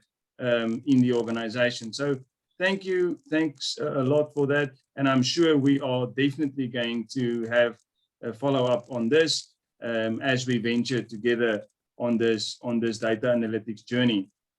Prof. Caesar, according to the agenda, are we going to break for a 15-minute tea break? Considering some, delays, we rather give just 5 minutes and then again meet to continue. This is because we would like to receive many questions from our participants. To make it more interactive and share our valuable information and knowledge all together, because we are all colleagues here. It's rare that we come such an international event. So we appreciate if you have just 5-minute break and come back soon. Thank you very much. Thank you, and our panel will start with our distinguished Professor Erman COSKUN. Will be the chair person of our event, and we would like to many thanks for him beforehand. 5 minutes, and we are looking forward to be the panelists of Erman COSKUN. Thank you. Thank you. Arkadaşlar 5 dakika mola verdik. 5 dakika sonra panelle devam edeceğiz.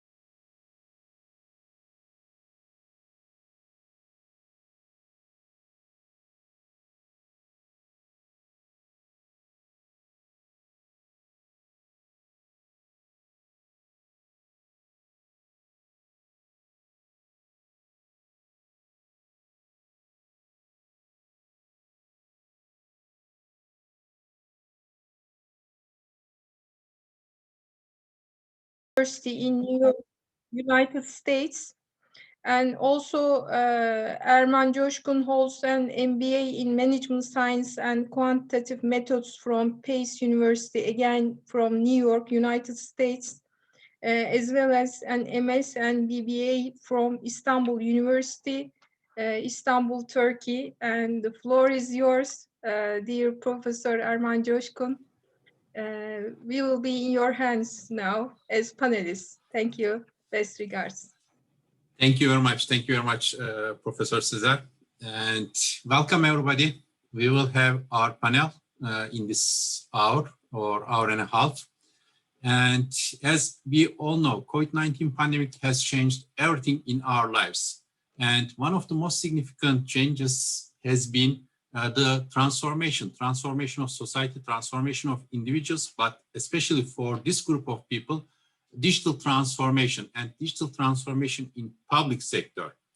And before we were thinking that, okay, digital transformation was for large companies and organizations, and the small or medium-sized organizations, they don't care about digital transformation a lot, at least most of them.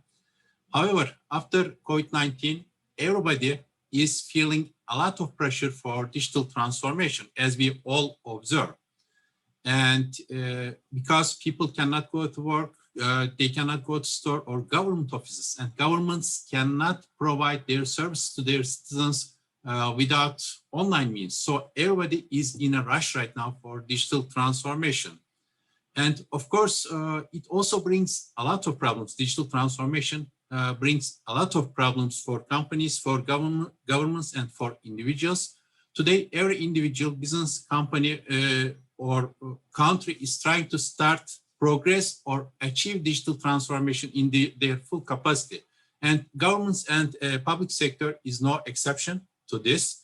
And even further, we can say that most of the time, the public sector organizations have to lead digital transformation activities right now throughout the world or in different countries. Thus, our panel is very valuable for all of us because digital transformation is with us, and our governments, our auditing departments, everybody is trying to achieve digital transformation somehow because of necessities. And we will be learning a lot from our distinguished speakers who are contributing to this panel. And for our speakers, our rules will be, everybody will have around 12 to 15 minutes for their presentation, because we would like to get a lot of questions from our participants or our viewers, and we would like this event to turn into a discussion platform at the end. So we will be limiting our presentations between 12 to 15 minutes, and I have, after that, we will be following up with a question and answer section. And I have 5 speakers, 5 contributors to this panel. And let's start with Dr. Hakan VELİODLU, and he's from Turkish Ministry of Agriculture and Forestry. Hakan Hocam, please go ahead. Floor is yours. Sayın Hocam, teşekkür ediyorum. Ben de kısa bir sunum yapmaya çalışacağım. Müsaadenizle ekran paylaşımda. Dr. Hakan. Yes, buyurun hocam. I think we have some connection problems. Sezer Hocam, biz duyabiliyoruz. Hakan Hocam. Gayet iyi duyuyorum aslında ama şu anda sesim geliyor mu? Ben de gayet iyi aslında şu anda ama. Zannediyorum Sezer Hocam'da problem var. Hakan Hocam, biz devam edelim. Tamam hocam. I'm back again. Sorry about this.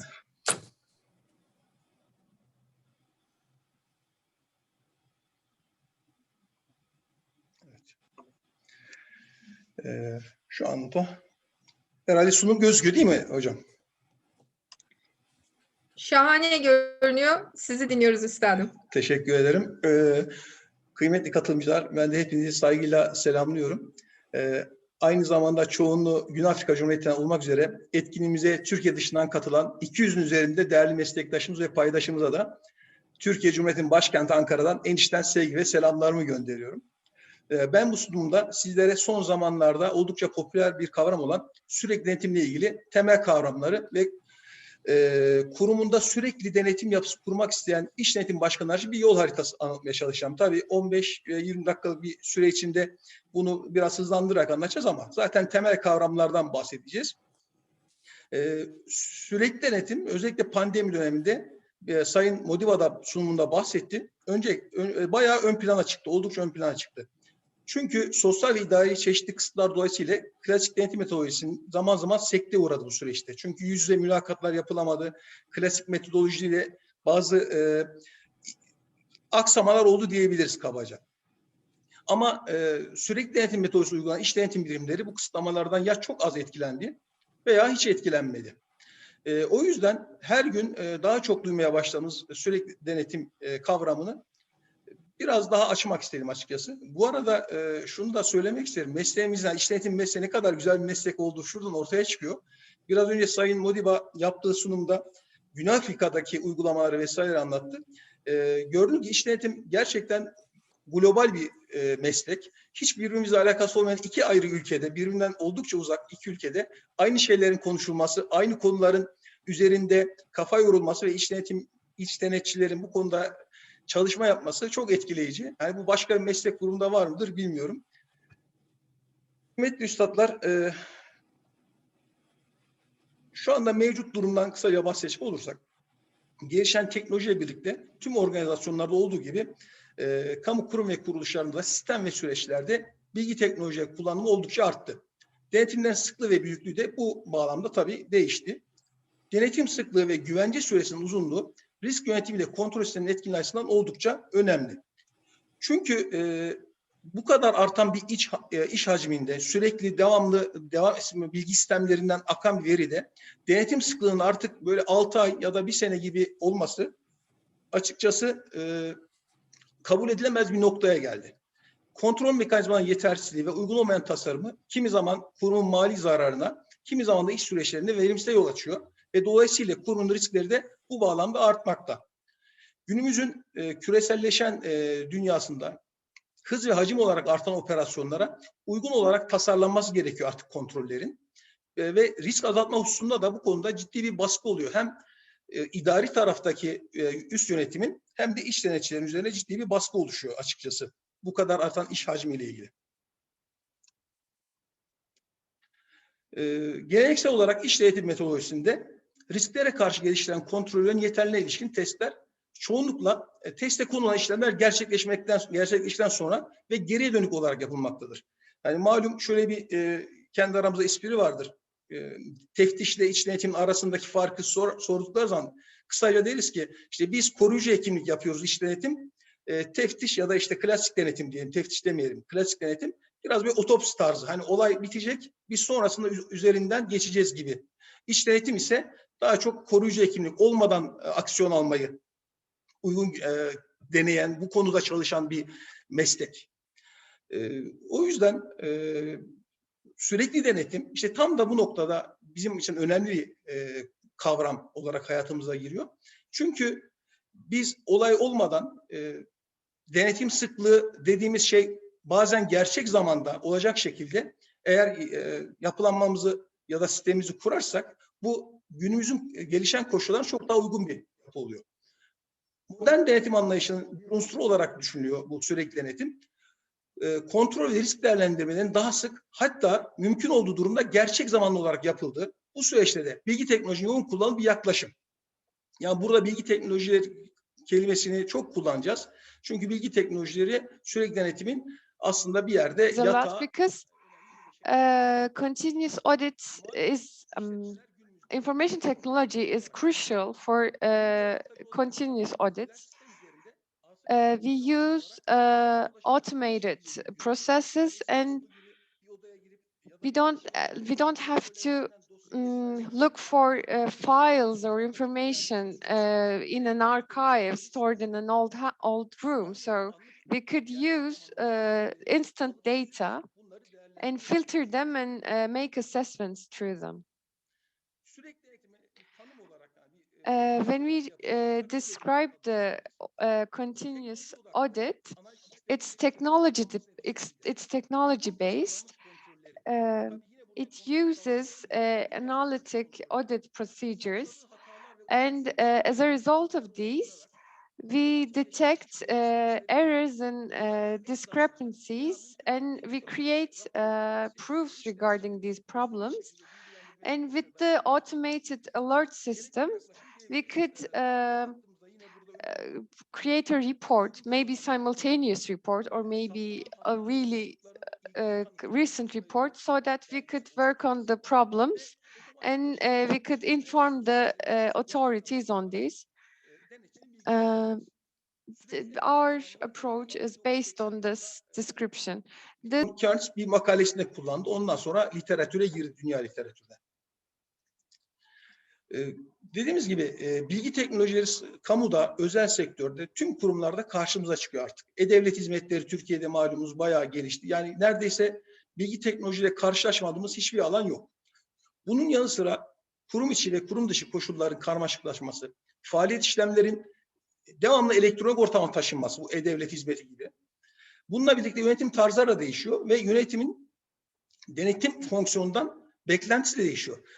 Bundan 20 yıl önce yönetimin denetim birimlerinin beklentisi ile şu andaki yönetimin denetim birimlerinin beklentileri açıkçası biraz farklı oluyor. Çünkü bilgi teknolojileri hayatımıza girdiğinden itibaren üst yönetim bununla ilgili de güvence bekliyor. Kimi zaman üretilen bu veriler bilgiye dönüşüyor. Yapay zeka, makine öğrenmesi gibi, derin öğrenme gibi yine kısa süre önce hayatımıza giren, iç denetim anlamında hayatımıza giren kavramlar da bu üretilen veriyi anlamlı hale getiriyor ve üst yöneticinin kullanacağı karar destek sistemlerinde kullanacağı bir hale geliyor. Bu çerçevede bilgi teknolojilerindeki ilerlemeler denetim sürecinin niteliğini, zamanlamasını, kapsamını değiştirmekte ve sürekli denetim fikrini artık yapılabilir olmaktan zorunlu olmaya doğru bir yol haritasında ilerlediğini düşünüyoruz açıkçası. Yani sürekli denetim belki bundan birkaç zaman önce lüks olarak kabul edilebilirdi ama şu anda artık zorunluluk olarak düşünülebilir sürekli denetim. Yani toparlarsak sürekli denetim faydalarını şu şekilde özetleyebiliriz aslında. Denetim maliyetini düşürmekte, denetim zamanını azaltıyor, büyük hacimli işlem ve verilerin analiz edilmesini sağlar, şüpheli işlemleri en kısa zamanda belirler, kontrollerin kapsamını değiştirir, karar alma sürecinde etkili olur karar destek sistemlerini sağladığı veriyle, kayıpların azalmasına yardımcı olur, dış denetim giderleri azalır ve denetimin güvenilirliği artar. Çünkü inkar edilemezlik ilkesi gereği oluşan loglar vesaire sistemler anında gerçek zamanlı sistemlerde bulunduğu için oradan aldığımız kanıtlar gayet güvenilir kanıtlar haline geliyor. Yönetimlerin daha nitelikli ve hızlı güvence alma ihtiyacı karşısında geleneksel iş denetim metodolojisinden kaynaklanan çok yıllık stratejiler, planlar, yıllık risk değerlendirmeleri, programlar, kapsamlı raporlama gerektiren iş denetim prosedürleri iç denetimin fonksiyonun etkinliğini açıkçası kısıtlamakta şu dönemde. Bu kısıtların giderilmesi için iç denetim uygulama ön plana çıkıyor. Açılışta Başkanımız Rasim SARIKAYA bahsetti.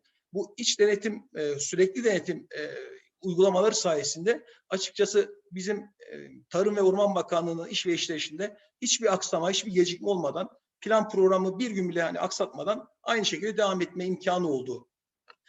Ki zaten Tarım ve Orman Bakanlığı bilgi teknolojisini çok yoğun kullanan bakanlık. Zaten Rasim Bey'in sunumunda da görmüşsünüzdür teknolojiyi ne kadar sevdiğimizi ve kullandığımızı.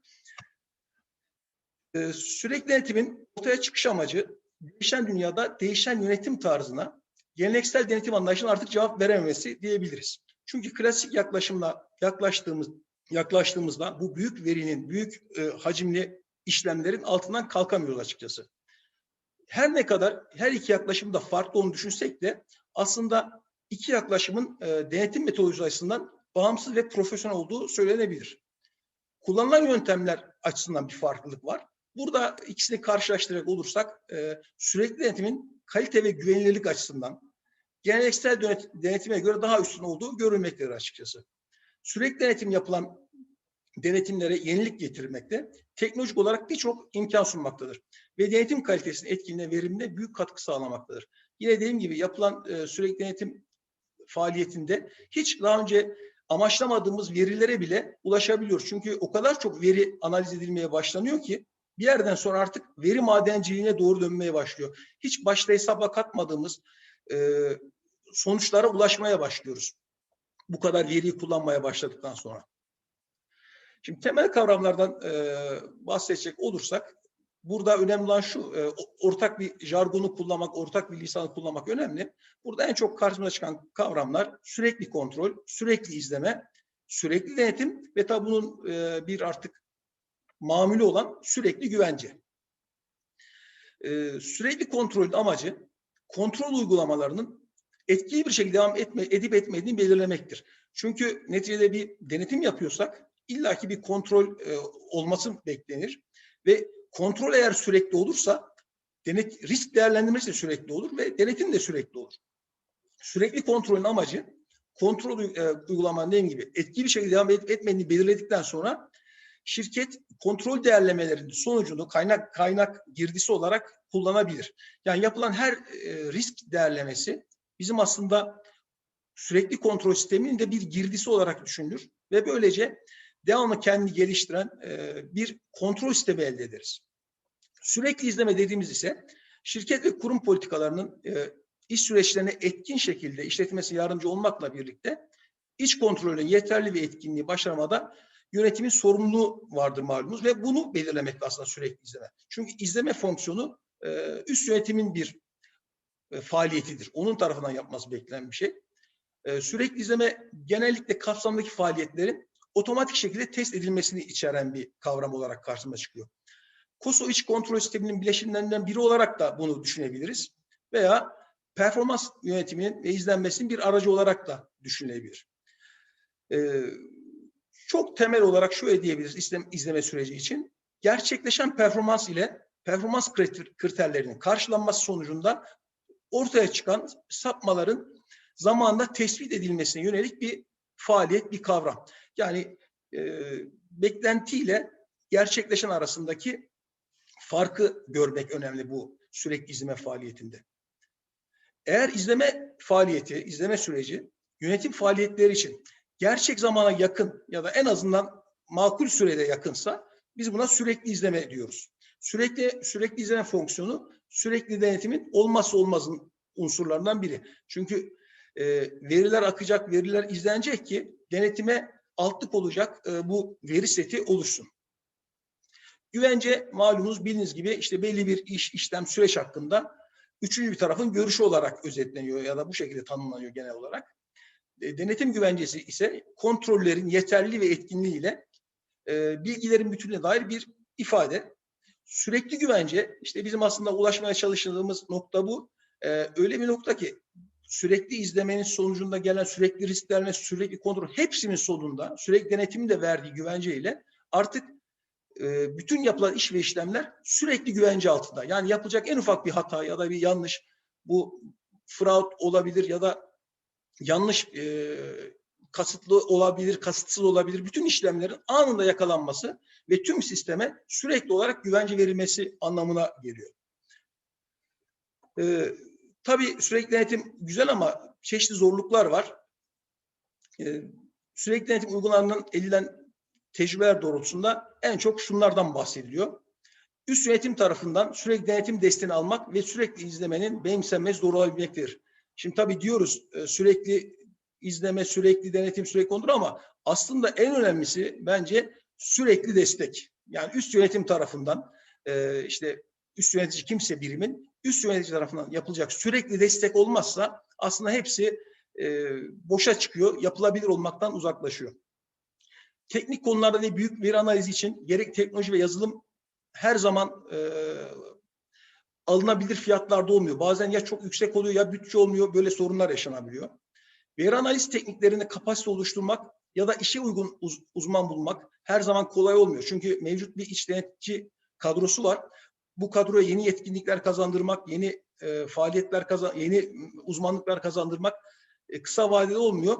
Dışarıdan uzman bulmak, tedarik etmek de yine bir önceki maddede saydığım gibi her zaman çok kolaylıkla elde edilen bir şey olmuyor. Sürekli denetimin sonuçlarını yönetmek, takip ve raporlama mekanizmalarının etkinliğine dair sıkıntılar olabiliyor.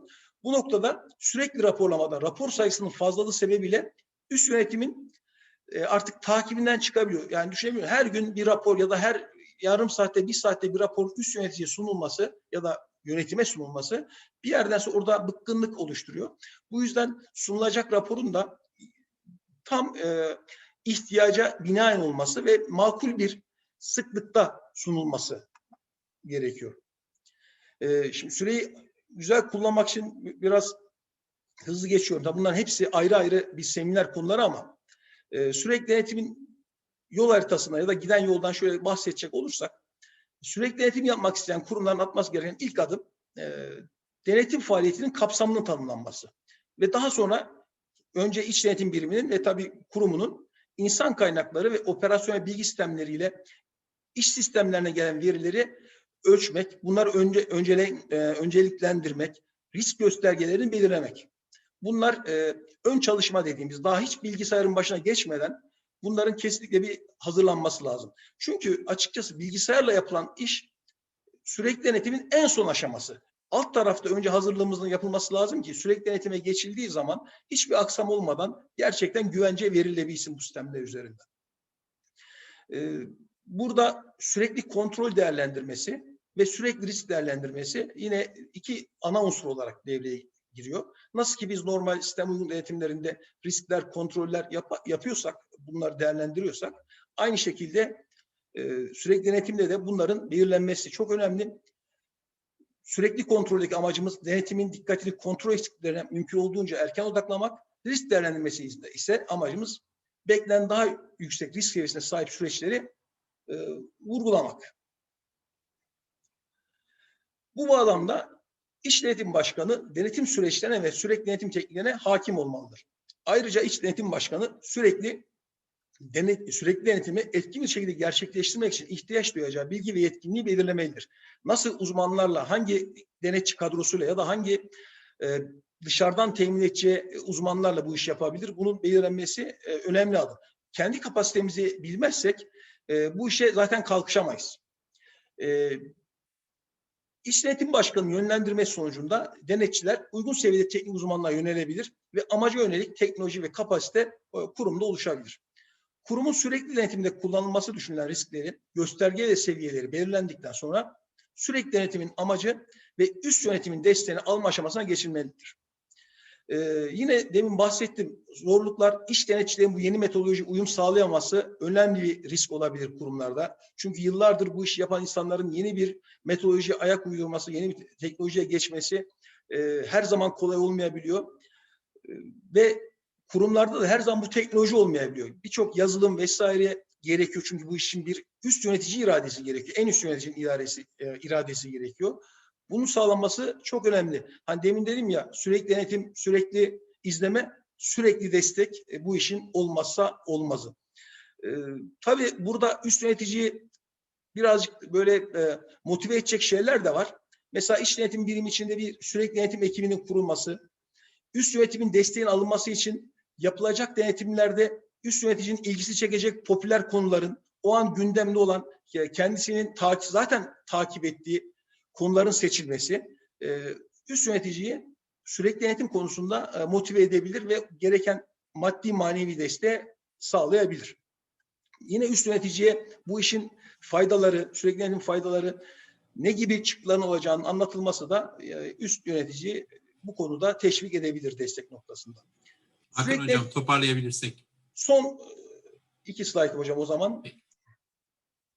Şöyle o zaman hızlı geçeyim Sayın Hocam. 2 dakika mı dediniz hocam? Kaç dakika var Sayın Hocam? 2 dakikada toparlarsanız memnun olurum. Tamam, hay hay.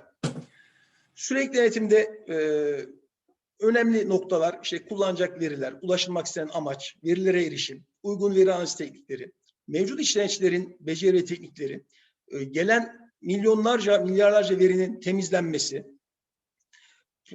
ve bizim kullanacağımız, kendi kuracağımız iş denetim, sürekli denetim yazılımına bunun akışı, raporlara erişim güvenliği gibi unsurlar olmazsa olmazlar ve önemli geometri taşları bunlar. Dediğim gibi sürekli kontrol değerlendirmesi, sürekli risk değerlendirmesi ve bunların ürünü olan sürekli raporlama ve sonuçların yönetimi iş denetim, sürekli denetim fonksiyonunun en önemli kilometre taşları. Burada bir tuğlayı yanlış koyarsak bütün sistemi maalesef güvenilir olmaktan çıkartabiliriz ya da sahip çıkılmaktan üst yöneticinin sahip çıkmasından geri bırakabiliriz. O yüzden üst yöneticinin sahip çıkması ve yapılan iş ve işlemlerin usulüne uygun, gerçekten güvence verecek şekilde yürütülmesi çok önemli. Dediğimiz gibi bu konu bilgi işlem birimiyle yapılacak bir işbirliğiyle yürütülecek konu. Yoksa sadece iş denetim birimi kendi başına yapacağı bir konu değil. Mutlaka organizasyonun bilgi işlemine bakan birimle yakın ilişkiler kurulup, gerekirse imkan varsa oradan böyle bir yazılım geliştirilmesi, yoksa dışarıdan mevcut yazılımlardan faydalanılması çok önem taşımakta. Sonuç olarak sürekli denetim, yeni yönetim anlayışına uyumlu ve yönetimin beklentilerine karşılama potansiyeli yüksek gözüken bir denetim türü olarak ön plana çıkıyor. Yalnız ülkemizde ve dünyadaki literatüre baktığımızda hala tam olarak yoğun bir kullanım göremiyoruz açıkçası. Üst yöneticiler bu denetimin etki şekilde uygulanması için gerekli teknolojiyi kabul etmesi ve finansal destek vermesi çok önemli. Bazen bu çok yüksek masraflar neden olduğu için geri durabiliyor üst yöneticiler. Oysa ki denetimde başarılı bir uygulama olabilmesi için denetim birimleri kadar ilgili tüm tarafların, denetlenen, üst yönetici, iş denetim birim, bilgi işlem birim hepsinin ortak bir organizasyonla, ortak bir bakış açısıyla bu işi yürütmesi en önemli unsurdur. Çok teşekkür ederim. Sunuyu beraber hazırladığımız Sayın Selçuk Olum'a ve Rasim Sarikaya Başkanı'na, Bahadır TOPAL Başkanı'ma çok teşekkür ediyorum. Sabrınız ve dinlediğiniz için teşekkür ederim Sayın Hocam. Thank you very much. It was very information rich presentation, and it also had a lot of implications from the practicality. So thank you. Our next speaker will be our co-host of this event, Dr. Lourens Smith. He's the head of auditing department in Nkoana University of Technology in South Africa. Dr. Smith, please. Thank you so much. It is appreciated. Maybe before I start my presentation, obviously I would also just like to let the participants know that the interest in this, the whole topic about this webinar, we are also going to conduct a separate research project. Specifically, we are going to expand this into Canada and also into the public industry within Turkey on the maturity assessment of the use of generalized audit software. Bu data analizleri ve iç denetim konusundaki kamu kullanımlarını değerlendireceğiz. Yakında yine bizim tarafımızdan bir bilgilendirme alabilirsiniz. Bu katılımınız da bizim için tabii ki çok güzel olacaktır. Hepimiz bu konuda birbirimizin bilgilerini geliştirebiliriz. Şimdi size ekranımı paylaşacağım. Bazı kilit noktalardan bahsedeceğim. Benim bahsedeceklerimden henüz kimse bahsetmedi. Benim için bu çok güzel. Birbirimizin sunumlarını hiç görmedik ama hepimiz benzer şeylerden bahsediyoruz ve Bahadır Bey ve Doktor Hakan'ın bahsettiği gibi farklı ülkelerde de olsak aynı şeyden bahsediyoruz. Bu benim için de çok güzel. Şimdi ekranımı paylaşayım biraz daha vakit kaybetmeden. Herkes ekranımı görebiliyor mu? Yes, sure. Evet, görebiliyoruz. Evet, görebiliyorsunuz. Meslektaşlarım, bugün teknolojiden bahsediyoruz. Benimki de bu teknolojilerin başka bir formatı gibi diyebilirsiniz. İç denetimciler de aynı zamanda yaratıcı olabilirler. O yüzden ben de sunum konusunda biraz yaratıcı olmaya çalıştım. İç denetim fonksiyonları için bugünün gerçekliği diyebiliriz. Bu noktalar henüz benim arkadaşlarımın yaptığı sunumlarda bahsedilmedi.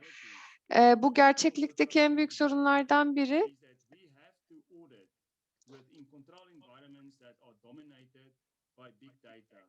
Bizim kontrol çevrelerimiz bildiğiniz gibi big data, yani büyük data dediğimiz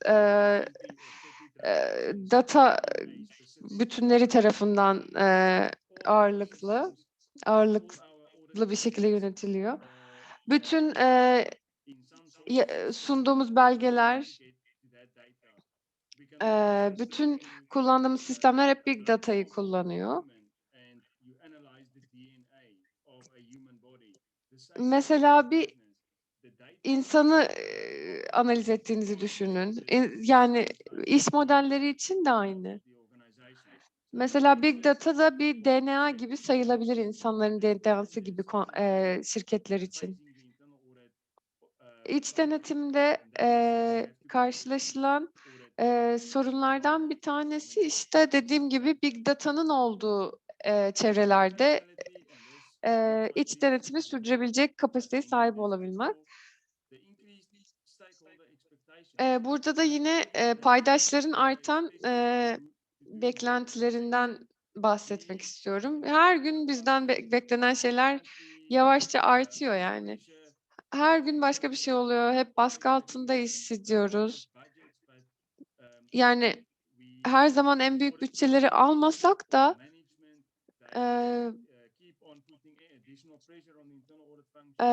mesela bizim gibi iç denetim komitelerine yönetimlerden her zaman beklentilerin artması gibi bir talep oluyor.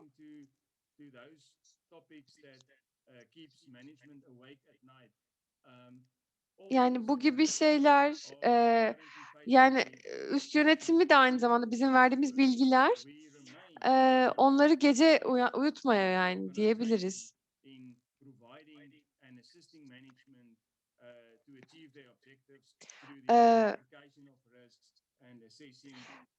Risklerin analiz edilmesi, belirlenmesi ve zorlukların ile işlemin yürürlüğünü sağlamaya çalışıyoruz. Şimdi bildiğiniz gibi artan riskler var. Siber güvenlikten operasyonel risklere, mali risklere. Bildiğiniz gibi hani değişim her zaman olacaktır gibi bir hani değişimi asla değişmeyecek olan şey değişimdir diye bir söz vardır bilirsiniz. Bu sürekli değişen ortamda riskler de sürekli artıyor ve değişiyor. Mesela artık 3 yıllık, 5 yıllık planları artık kesin olarak söyleyemiyoruz. Hatta bazen denetim planını yani bir haftalık, aylık yapmanız gerekiyor. Yani iç denetim İç denetimin yıllık bir denetim planı oluşturması için yani bayağı zor bir süreçten geçmek gerekiyor bildiğiniz gibi. Mesela risk planları da aynı şekilde. Bu küresel bir sorun aslında. Bildiğiniz gibi bu denetim fonksiyonları kurumsal skandallar yüzünden daha çok artık göz önünde.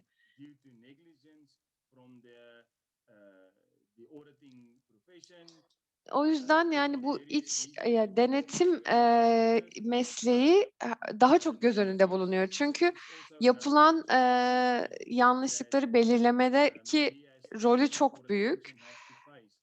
Biz burada düzenleyicilerin, bankaların, bütün kanunlar, bu gibi şeylerin hepsiyle bizim yüzleşmemiz gerekiyor.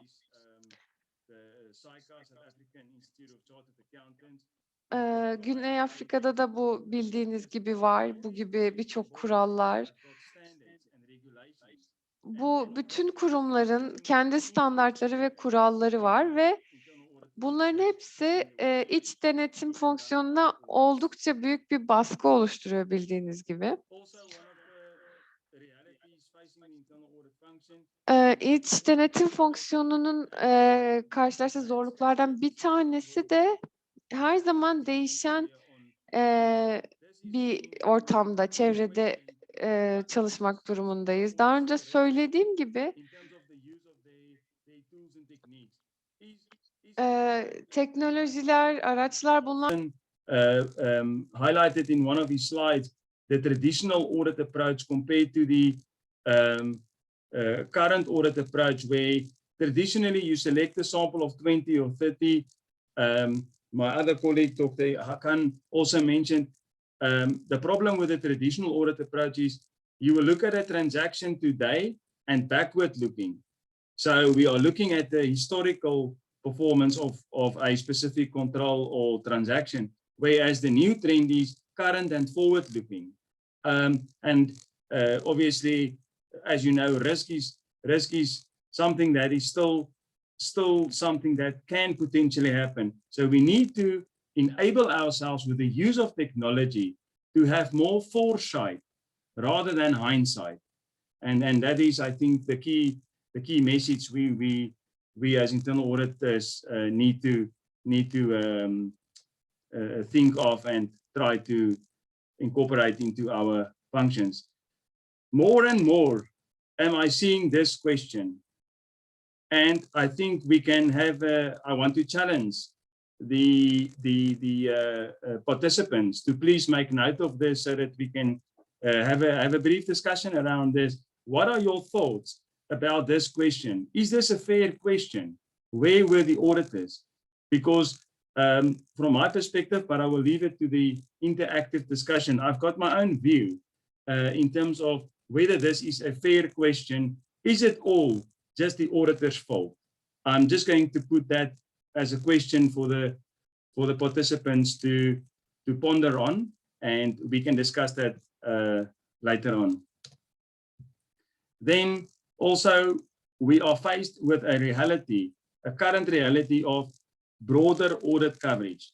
So management, the audit committee, they are looking at the internal audit function, they're looking at achieving the goals of the organization, but all of this has to happen within a specific boundary within the organization, and the internal audit function has to respond to those expectations of management, and all of that results in a broader audit universe that we need to cover. Can we do that with a traditional approach? I've got my serious reservations around that. Hence, we have to adopt the technology tools and techniques. We also can see from the Institute of Internal Auditing Standards that more and more there is an effort and an emphasis encouraging the use of technology tools and techniques by the internal audit function. I've mentioned this already. We have to do more with less. Sometimes the internal audit functions, and some of my colleagues have mentioned some of the constraints preventing the implementation of continuous audit, or preventing some of the blocks in terms of implementing technology.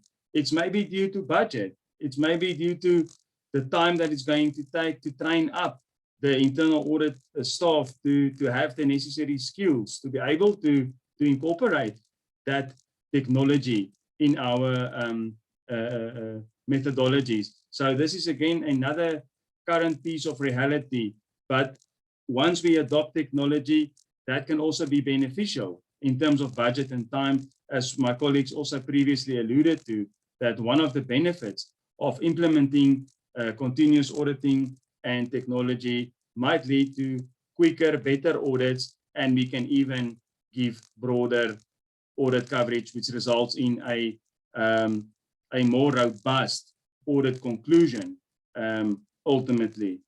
Then lastly, also the current reality, as I've just mentioned, is the increased skill set to use technology tools and techniques.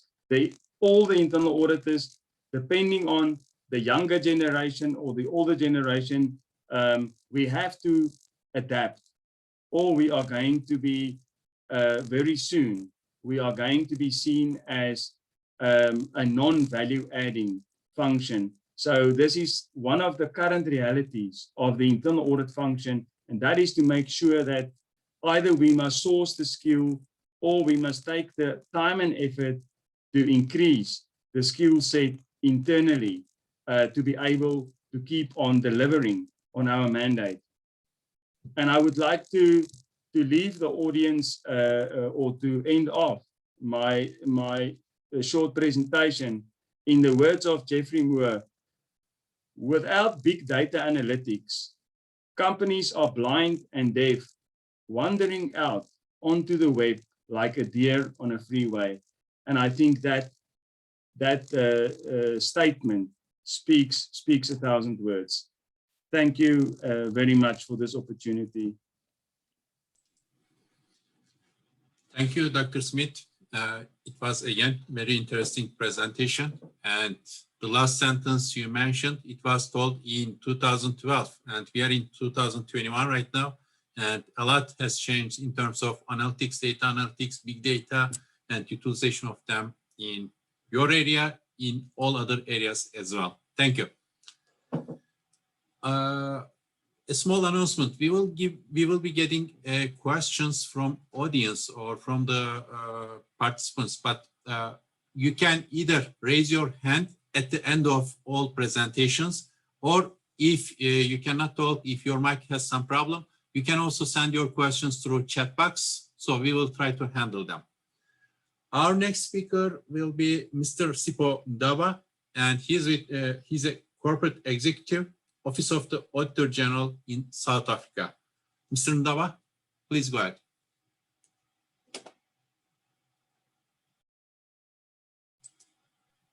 Thank you very much for the opportunity to talk to the audience. And I don't have a presentation, so it's going to be more of a talk.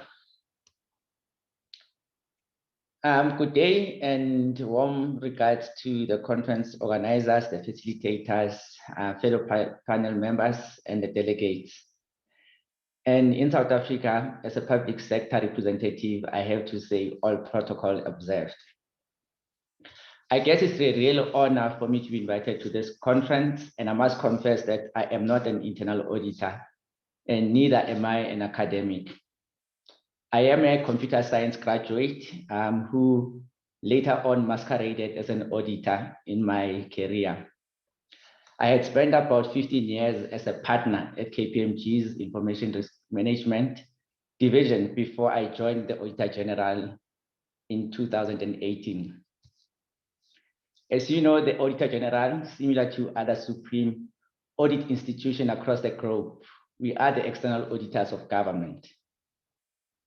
As the corporate executive responsible for what we call specialized audit services, my portfolio as the Auditor General, it includes IT audit, performance audit, fraud, and forensic investigations. So I'm really fascinated and humbled to be part of this panel and to share my experiences.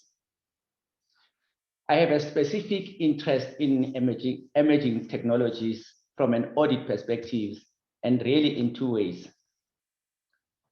Firstly, as more and more organizations and governments use emerging technologies like artificial intelligence, machine learning, robotics, etc., to process financial transactions and other operational data, how do we audit these organizations? For example, in the South African context, the South African Revenue Services is exploring the use of artificial intelligence and robotics to detect tax fraud and flag suspicious tax declarations that should be subjected to an audit. And as auditors, how will we be auditing the decisions made by those robots in terms of the validity of their decisions? We will have to audit around the robots using data analytics to audit the inputs against the expected outputs, as we will not have access to the code in the robot or used by the robot for security reasons because they are a black box.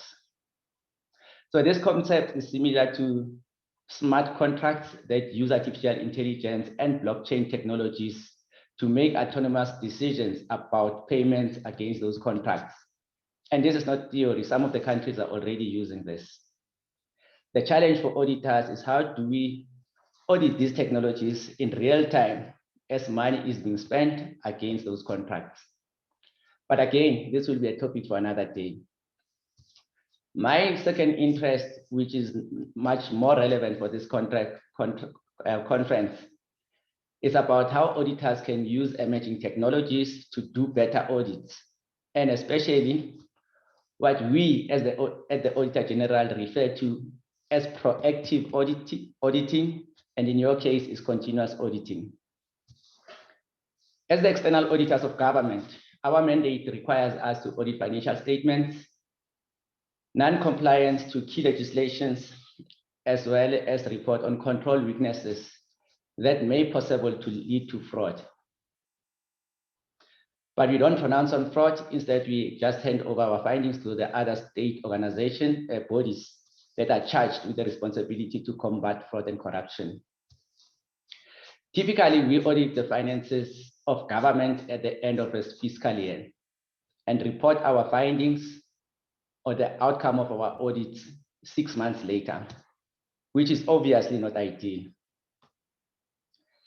At the beginning of the COVID-19 pandemic, like most countries, the South African government announced a 500 billion relief package in response to the pandemic. Consequently, the president requested the Auditor General to perform real-time audits. The president specifically requested us to perform these audits and report in real time as the money is being spent so that corrective action can be taken immediately if these funds were abused or misused, rather than waiting for year end when the relief funds would have been exhausted by that time. This was a novel request for us, and it really challenged us to do auditing differently from how we were accustomed to.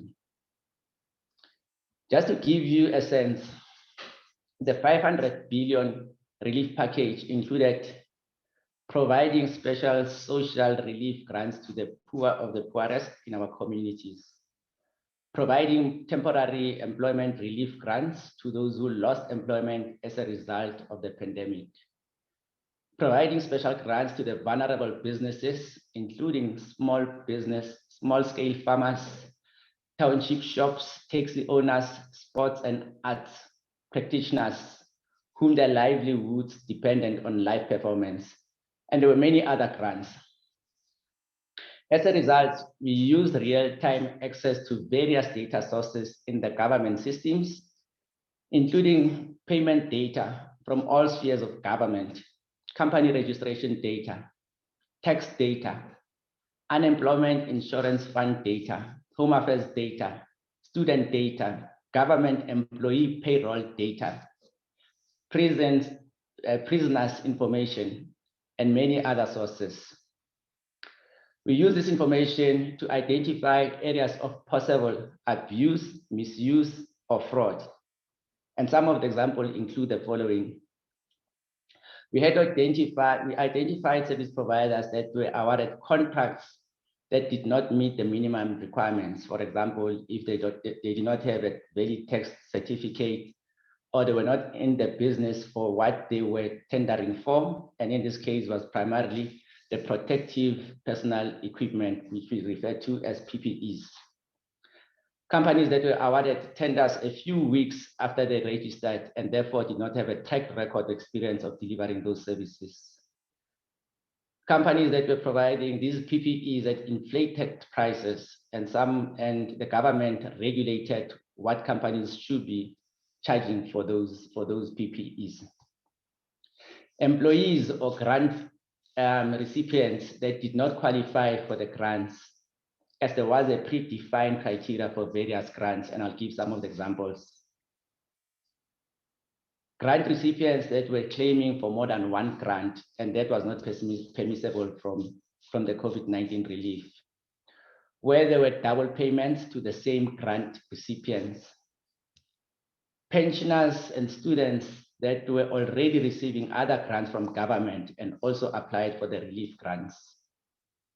Grants that were made to, or grant payments that were made to prisoners or even dead people, or people that not even exist in a Home Affairs database. Grants that were paid to individuals above the maximum permissible values. For example, for the Temporary Employment Relief Fund, the maximum amount that was payable was 17,000 per month per grant, per recipient. And we have found where individuals receive in excess of 100,000 per month. Payments that were made on bank accounts for beneficiaries that did not match the names of the recipients, which is an indicator of fraud. Eligible recipients that qualified for the grants but were rejected. And again, is another indication of abuse or misuse of the funds. And there were many other tests that we performed in this regard. And as expected, we unveiled many weaknesses within the government systems and internal controls, as well as the quality of the data that is processed by the government systems. Obviously, from our side, we had to ensure the quality of our work, that it can stand or withstand scrutiny, as our findings were made public. In some cases, action was taken up against those who were found wanting, and monies are being recovered in other cases. This really demonstrated the power of doing real-time auditing, because we audited at a point in time and early enough in the process for government to really take action that is required to drive the right behavior. We are now using the same approach to audit the procurement and distribution of vaccines. In fact, we are planning to introduce this concept of real-time audits into our financial statements audit. Our plan is to use available data sources and have direct access to those data sources to identify suspicious and possible fraudulent activities and financial mismanagement during the course of the year, rather than waiting at year end, as we had traditionally done so that management and oversight bodies can take action as soon as possible. That is our plan. Our ambition is to use predictive data analytics and artificial intelligence to detect control weaknesses and deficiencies that may likely lead to possible misuse or abuse of state resources before they happen.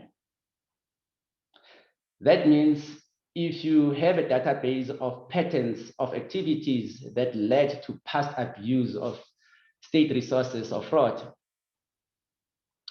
you can use artificial intelligence to apply those patterns to predict possible future misuse and abuse of state resources.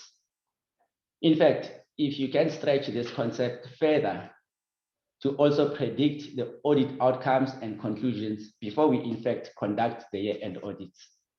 And for me, that's the power of using data combined with some of these emerging technologies.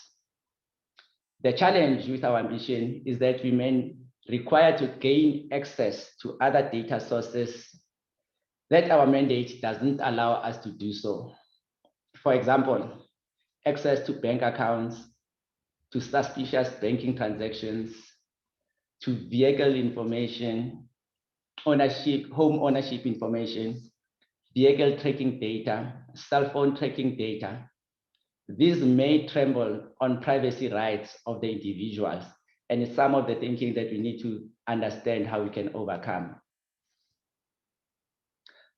For example, where government employees use assets that they don't own, for example, holiday homes or expensive cars that are owned by people that are also tendering for or doing business with government, that can be a possible red flag for corruption.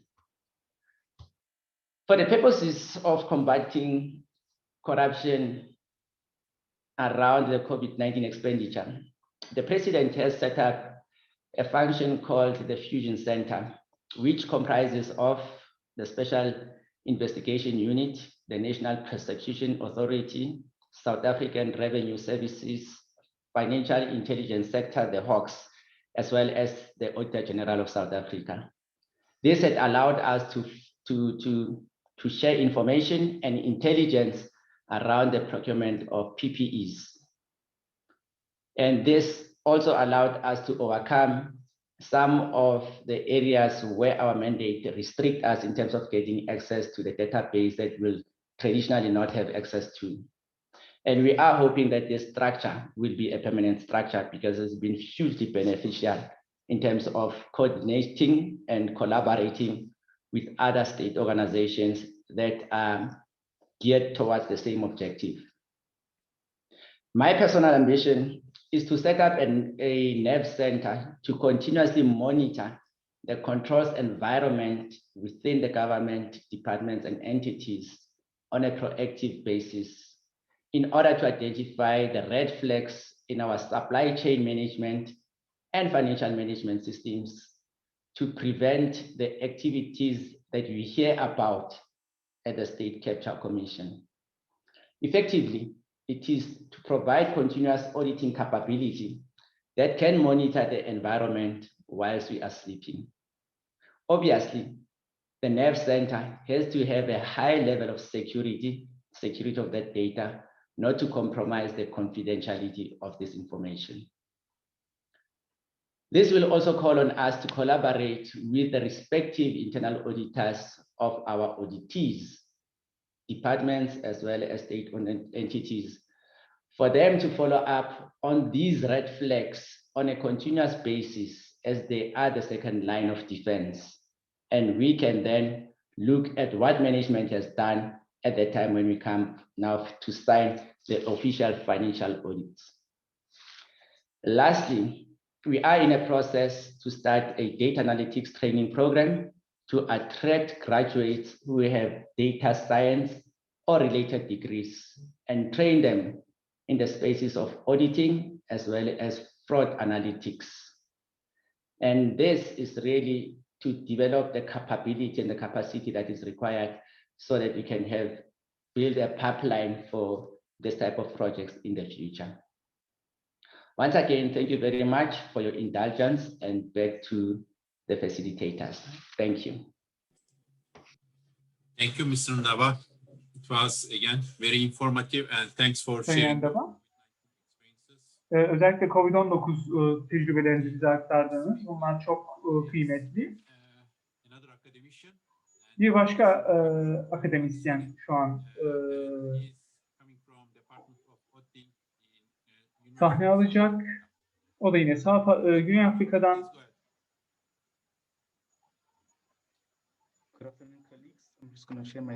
Dr. Cameron, hoş geldiniz. Merhabalar herkese, tüm katılımcılara. Şimdi ekranımı paylaşmaya çalışacağım.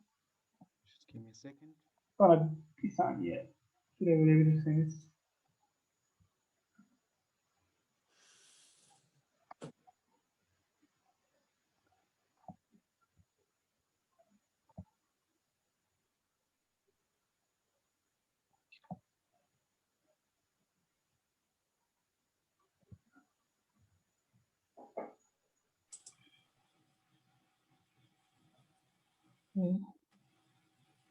Hope my screen is sharing now. Yep. Can you make it full size, full screen? Okay, great. Thank you. Great stuff. Okay. I'm just going to start with my presentation. I've titled this presentation Digital Risks Within the Public Sector in South Africa. In terms of the outline of the presentation, I've got the introduction, technology disruptor to the audit process, auditors, and the use of technology. And lastly, I'll talk about the internal auditors' understanding of the key risks. Okay, and yeah, just a bit of background about myself, what I've done. I've previously worked in the audit space for the past 14 years. mainly in external IT auditing, internal auditing and assurance as well, including at PwC and also at the AGSA.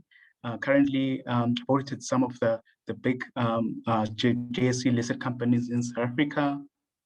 Currently, I'm a supervisor to M&D students at Tunisia. Some of the IT skills which I've acquired over the years include application systems such as SAP, ECPAC, VIP, SQL, etc., ACL, data analytics. In terms of memberships, I'm a member of ISACA, IA, Cyber, and also the Institute of Directors. And I've also got my education there, just to give you a bit of background about myself. Hey, technology, as you would know, in the current age, there's a big talk around the 4IR, which is the fourth industrial revolution, and auditors need to be skilled in this area, and also they would have to be obtain some of the skills with regards to understanding, with regards to digital, physical, and biological advancements which are actually happening in our world. As you would know, auditors would have to incorporate some of these things which are actually happening, which some of the auditors' clients would be implementing within their environments. As you would know, currently within the South African government, not many of these government departments have actually implemented some of these things, such as artificial intelligence, advanced robotics, etc., 3D printing, virtual reality, etc. So, but then it's only a matter of time until most of them they actually are in this space.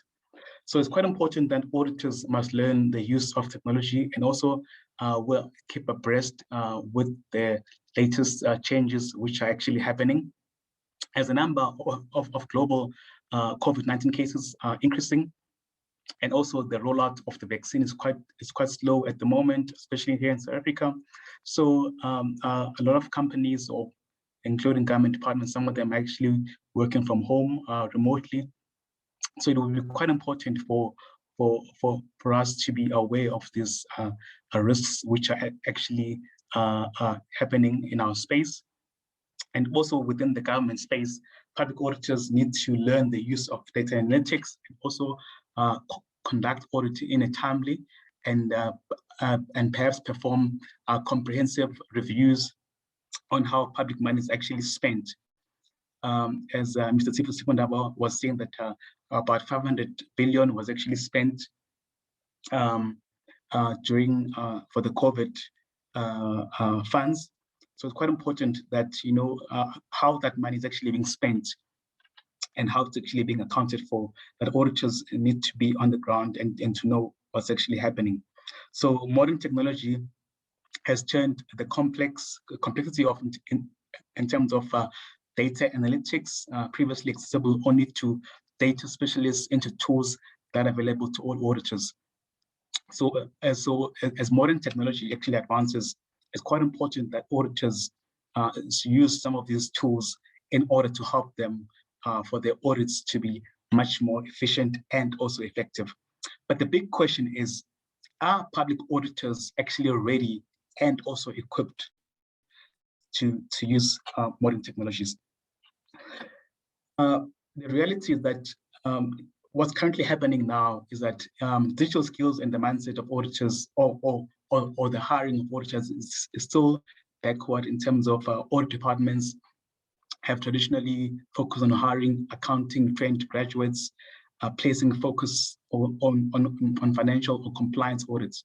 But then the new crop of auditors that needs to be developed needs to be averse in terms of the new technology risks which are actually emerging. Therefore, new skills are required in order for auditors to be able to perform these audit reviews.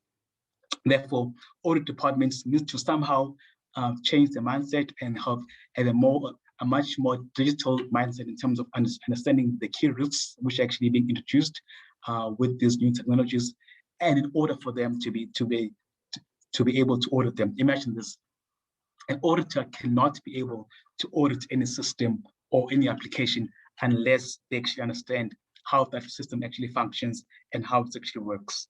Okay, and also something which is quite important as well is the fact that auditors will have to have a deep understanding in terms of third-party risks.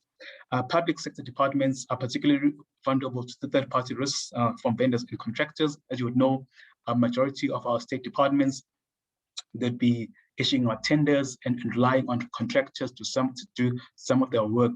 So it's quite important that internal auditors, particularly for the public sector, to operate in the highest level of trust, and also to safeguard the public confidence, and also to make sure that obviously there isn't anything which is untoward, which is happening, and also tries to prevent, detect any fruitless and wasteful expenditure which could be happening within the state around how public money is actually being spent.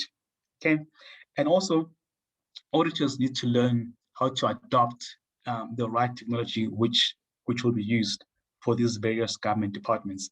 So it's mainly about adapting to change and also understanding what needs to be done in order to adapt to the change. So it will be quite important for internal auditors or audit departments to acquire the right technology which is actually fit for purpose, in order for them to do away with these legacy systems. As you would know, a majority of the state departments are still relying a lot on legacy systems such as PERSOL, BAS, Lodges, etc. All these accounting systems which have been in existence for the past 20 to 30 years.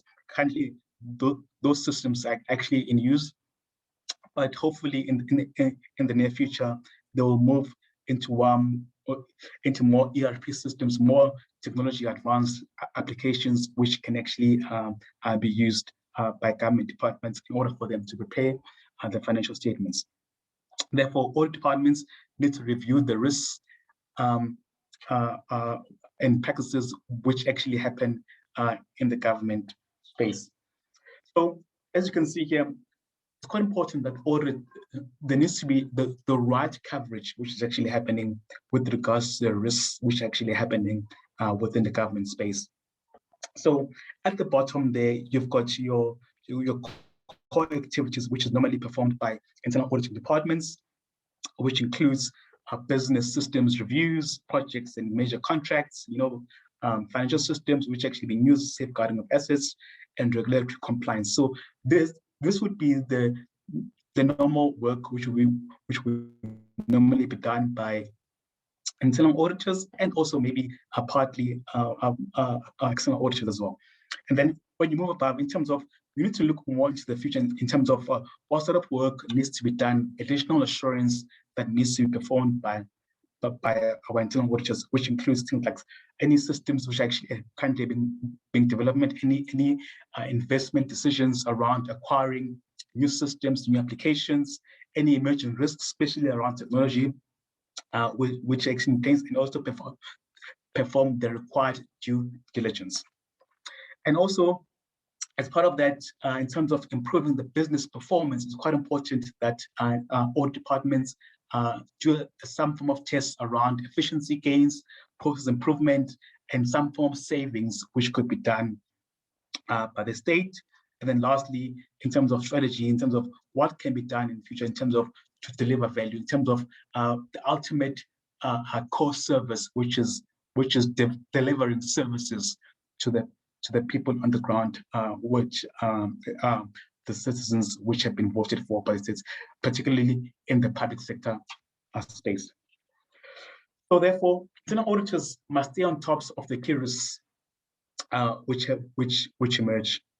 So continuous auditing of risks would be quite important in terms of the data flow, to identify any exception item, and to also report on that timelessly in order for those perhaps to be corrected on time, and also continuous tracking and follow-up of agreed upon management actions. So there needs to be some form of management policy in place and agreement on the data action database, and also or agreement in terms of management and follow-up of the audits, and lastly, agreement on management action in terms of reporting. So after the work has been done, as part of the tracking, monitoring, and follow-up, there needs to be some form of reporting which will be done by mainly our auditors. So therefore, it's quite important that our auditors, our audit departments or audit teams are actually a well-rounded group of auditors, which includes specialists such as IT auditors, people with qualifications such as a CIA, business specialists, especially people who understand the business processes, how business actually functions, and also your chartered accountants. So it would be quite good to have a well-rounded mix of audit teams within our audit departments. So now it brings us to the point of how do we actually manage continuous auditing and continuous monitoring. So there at the bottom there, you see the work which will be done by management. So management will mainly be focused on the business processes, systems, etc., activities, transactions, which will normally be happening as a daily course of activities. And with that, there needs to be continuous monitoring. So management needs to put controls in place to ensure that there's actually continuous monitoring, which is actually happening. And then internal auditors, as the second line of defense, would have to come in and do the testing of that continuous monitoring, which has actually been implemented by management. And the results of that obviously would have to be reported on. So this forms part of the continuous auditing, monitoring, and assurance conceptual model, which needs to be implemented by some of our state departments here in South Africa. Okay, and then in terms of some of the steps that can be implemented as part of the continuous risk assessment by auditing departments. Step number one, obviously, would have to be define the key objectives, what needs to be done, what needs to be achieved. Second step would be to identify the data and also the risk factors, and also on the risk indicators, and also to benchmark those. So it's quite important for all departments as part of this continuous risk assessment to identify the data that needs to be analyzed. Then step number three would be to design and also to perform some analytical tests to measure how is this actually being implemented, and also to identify. Step number four would be to identify the key systems and the data sources that needs to be evaluated. And then after that has been done, and then step number five would be around running the actual test, conducting data mining in a regular and timely basis, so which will form part of the continuous assessment of getting the tests, getting the data and actually analyzing the data. So after that has been collated as part of the management action, which would form part of our continuous monitoring, would have to be action the results mainly around exceptions or errors which have been noted. And then from an auditing point of view, which will form part of audit, continuous auditing, there would have to be reporting and adjust auditing plan based on the results which have been attained. So again, this will be a cycle which would have to be done over and over again until it's actually done correctly. So now, can we speed up a little bit? Dr. Cameron, can we speed up a little bit? Yeah, I'm almost done. Just 2 more slides. Bruce Rogers once said that why is it that 80%? Why is it that 80%, 84% of companies fail in terms of digital transformation? So a lot of companies, they're trying to have this whole digital transformation process, but they're actually struggling to actually have it in place. Simply put, this is my last slide. It's about digital transformation needs to be part of a strategy in terms of what actually being done. There needs to be proper research, which is actually needs to be done in place, and for them to actually understand what needs to be done, and also to understand the key disruption points around the key changes which will be happening around the organization. Thank you very much. I hope you enjoyed my presentation. Thanks, colleagues. Thank you very much. Thank you. It was very enjoyable. And technology and digital transformation and internal auditing all together, you presented it very well. Thank you. And finally, last but not least, our next speaker will be Professor Sezer Kahyaoğlu from Bakırçay University. And Sezer Hocam, please, we have around 15 minutes until the end of the event, so we would like to get some questions as well. So time management is yours. Thank you, and floor is yours. So considering the time, I will try my best and try not to repeat what is said before.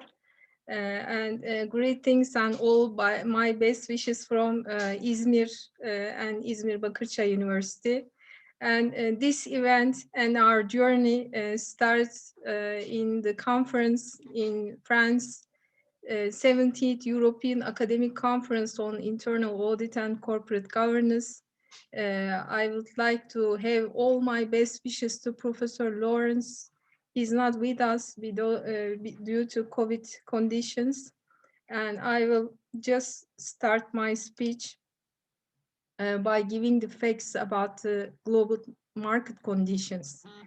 You know, it's quite important wherever you go in the world, you have the globalization risk, geopolitical risk, and also related to the data analysis, we have some time-based risk and frequency-based risk. And as having my PhD on econometrics, I spent most of my time on both time series analysis and frequency-based analysis.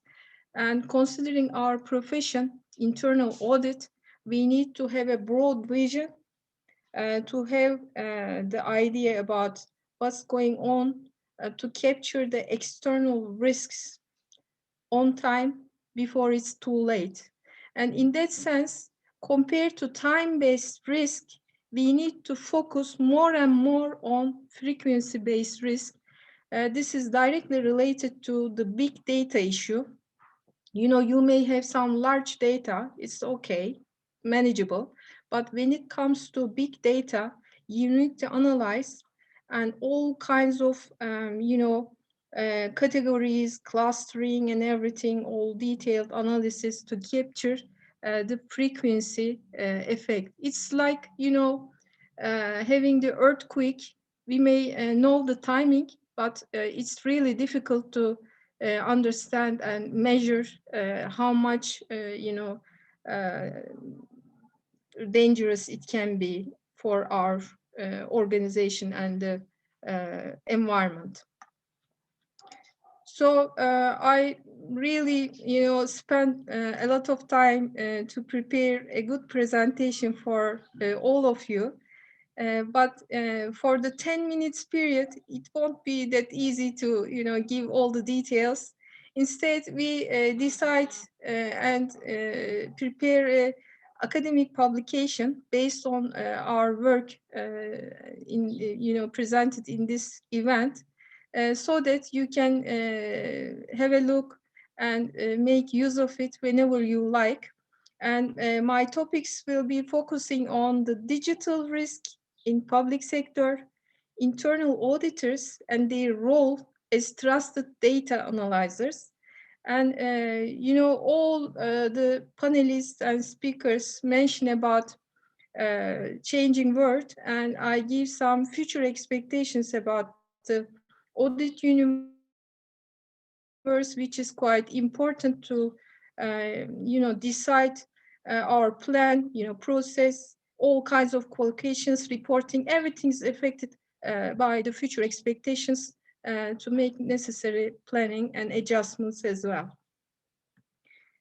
So I will skip some parts, especially everybody mentioned about the importance of continuous audit and continuous monitoring will be a fact for our profession, and we need to be ready to give up the traditional roles and simply become the trusted data analyzers in our own company to give a better audit quality, smarter audit approach through data analytics, improved audit reporting, increased level of integrity, and also enhanced internal control for supporting the management to improve the infrastructure. So we should be monitoring what is going on in public sector regarding the digitally transformed audit universe. This is our key concern. And if we look at the universe, we see some parameters and changing issues like citizen approach. They are the king. In public sector, we need to, offer integrated service, corporate governance issues, performance, and innovation. These are all related to, factors for the management side. But as their stakeholder and trusted data analyzers, we need to have things related to this in our agenda, and our vision to, instead of department-centric approach, via digital transformation to citizen-centric approach to be more effective, efficient, and everything.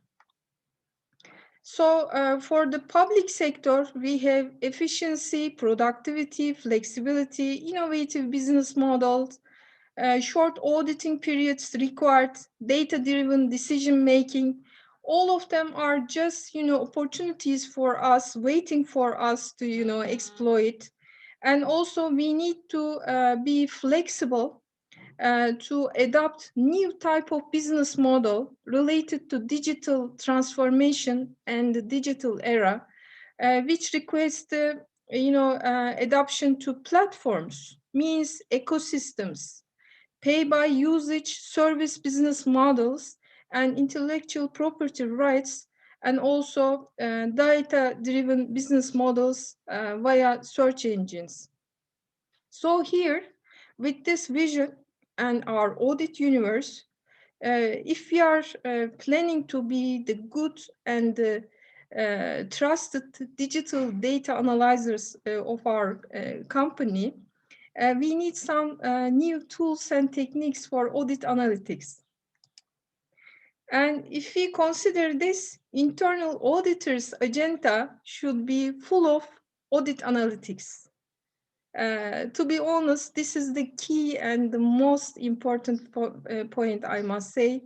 We need to identify the risk concentrations via data visualization. This is quite important, and the change point. Monitoring, as you mentioned, all of my colleagues mentioned about the anomalies, but when it should be real time and also frequency-based risk analysis to provide early warning mechanisms, and also making some simulations, especially what if analysis and all kinds of remedy scenario to predict outcome, to give better advice to the management. I will skip this part because it's already well understood by everybody, and the audit agility, continuous risk and control assurance based on data, and also it's related to this. We need to have very high quality data, compilation costs, IT security issues to end up with usefulness of big data. You see, it's a big journey starting from the manual auditing days. I can remember back 20 years ago, but now when it comes to analytical framework, we need to go step by step for the future and do our best to achieve prescriptive and at least predictive analysis to add value to our organization. So this means big data coming from everywhere. Many types of big data, including financial, administrative, web-based, commercial data, whatever you want, and you put them all in and you end up with the big data. If you have the data, this creates some headache for auditors.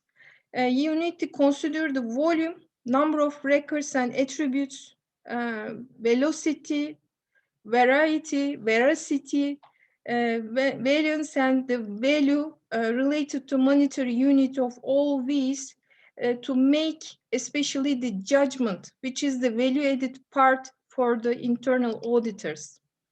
This means you need to be careful about data acquisition, preparation, processing, and validation, especially for the validation. If you would like to achieve the quality audit findings, and that should be guaranteed by, machine learning and all kinds of artificial intelligence techniques and algorithms. You need to train the data, validate the data, and testing the data are all should be done by the audit team. So this means you have a broad vision. It's not related to history. Of course, you may need some statistics from the background information, but we always focus on new and innovative indicators of the big data in order to bridge the gap between official data statistics and the forecasting for our organization to achieve risk-based audit and be having foresight. There are some challenges. My colleagues mentioned about it. The quality is not that easy, I must say. And also related to being a trusted data analyzer is nice to have title, but it's not that easy. You need some new skills.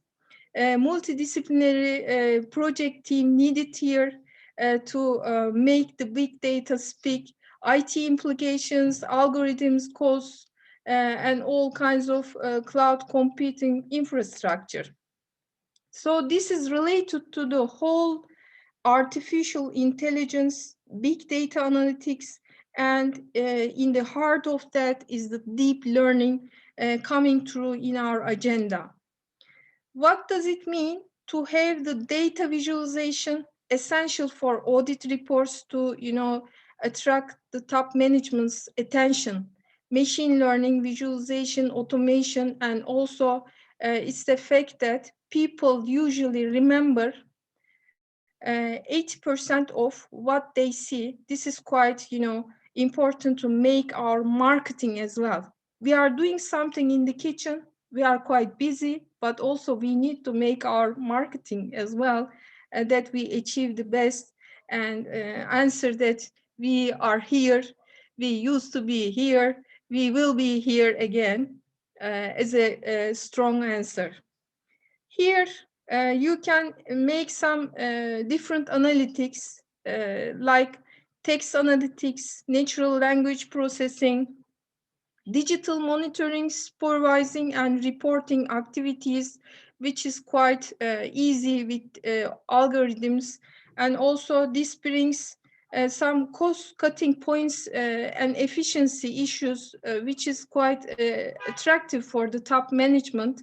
You see the numbers, and it's quite, important, and you can save lots of budget for this.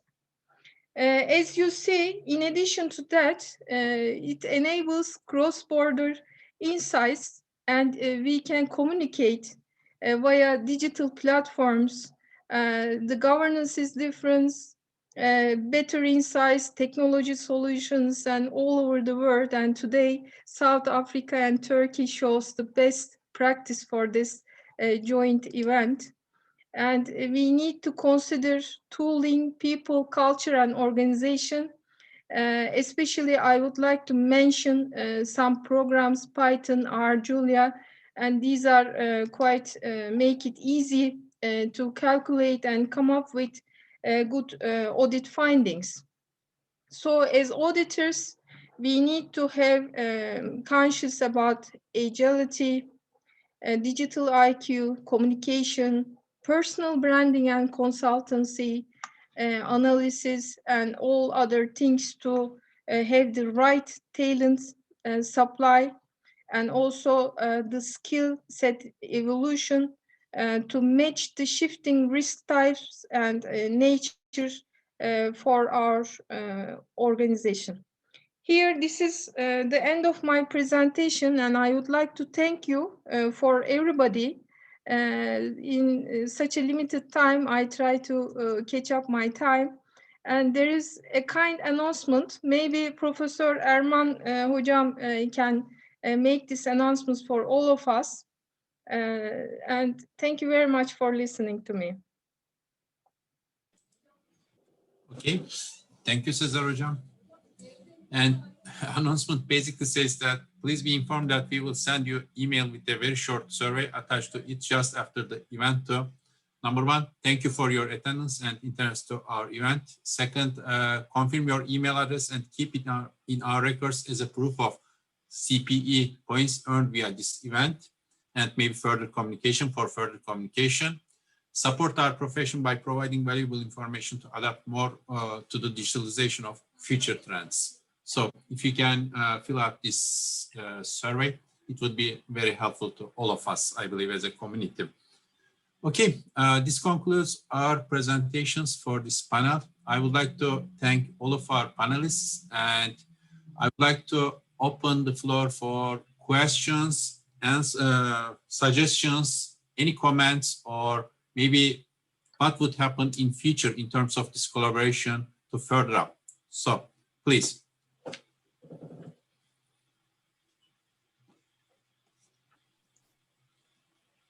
You can write your questions or suggestions through chat box, or you can just raise your hand. We can turn on your microphone and you can ask your question or make your suggestions via voice.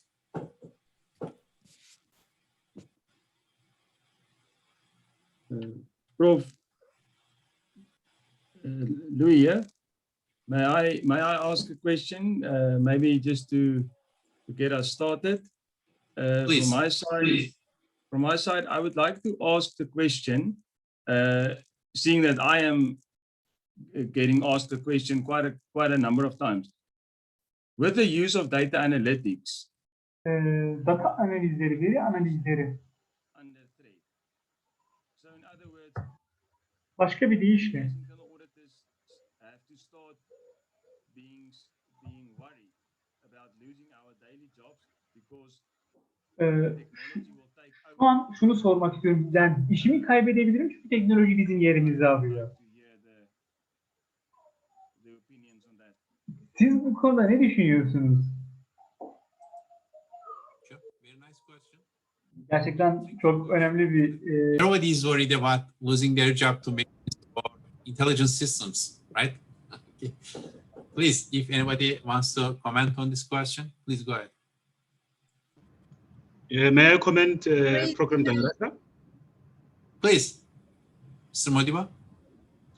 Yes, no, it's a very, very interesting question indeed. And I think it really just awakened almost all of us with regard to the reality that has been brought about by the 4IR. My view is that it shouldn't threaten our jobs at all. If anything, it should help us to probably release. I often say this thing, we need to have a strategic space. We need to create a strategic space for the CAEs, not to spend their times burying their heads in the data, but to be sitting from a distance and looking, what are the information that's coming out of these systems and how does this information help us to improve our businesses, as I said earlier on. So I think it's an opportunity. And indeed, it will be a risk to an extent that we don't adapt. And that's why institutions like ISACA and IIA and many others will be very, very crucial in this process, including the institutions of higher learning. So my view is that it's both a risk and an opportunity, and therefore, depending on how we respond, I think we're likely to find that we're going to be even more valuable than we may be perceived right now. Thank you. Mr. Rampalene, you can unmute and talk. You raise your hand. Rampalene.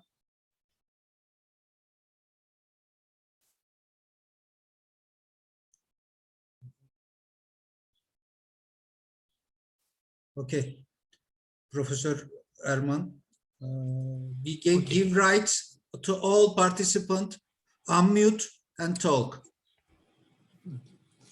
Can I also make some contribution on this question? Because I'm teaching information systems, artificial intelligence, and decision support systems since 2000, and I was involved with development of artificial intelligence, especially for large oil tankers or ships. Okay, and when I was doing my PhD, we were developing this kind of system, and at that time we were thinking that okay, we don't need any human, or we will not need any human involvement. We will not need human captains, and the systems could easily take over the big oil ship, and they can even manage that ships through narrow channels like Bosphorus or Suez channel and that kind of channels. And we developed this system in 7 years. After that, we saw some resistance from humans because they were aware that they would be losing their job if the systems are successful. But right now, when I look at the industry, yes, after 25 years, it didn't take only 5 or 10 years, but it took 25 years. But right now, we are seeing humanless ships, humanless airplanes, or humanless autonomous cars or buses or other stuff. So I think by time, yes. But at the same time, as one of our speaker mentioned, it is definitely a threat for human beings, but at the same time, it creates also opportunities. If we can go along with this big data, data analytics, artificial intelligence, it also creates a lot of, maybe we will see that the role of internal auditor will change, okay? And if we can keep up with these changes or with these new technologies, I'm sure we can keep our jobs. But if you say, okay, I don't care and I will do the way I did it in the history or in the past, then yes, the risk is very high. This is my perspective.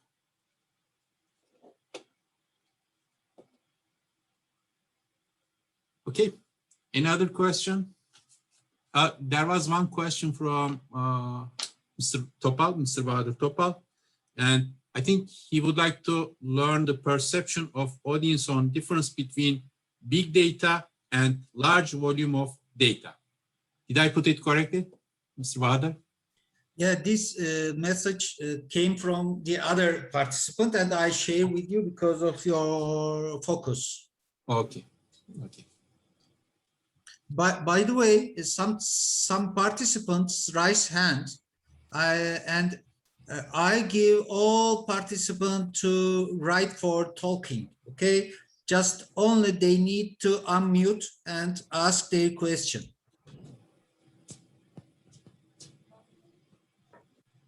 Mr.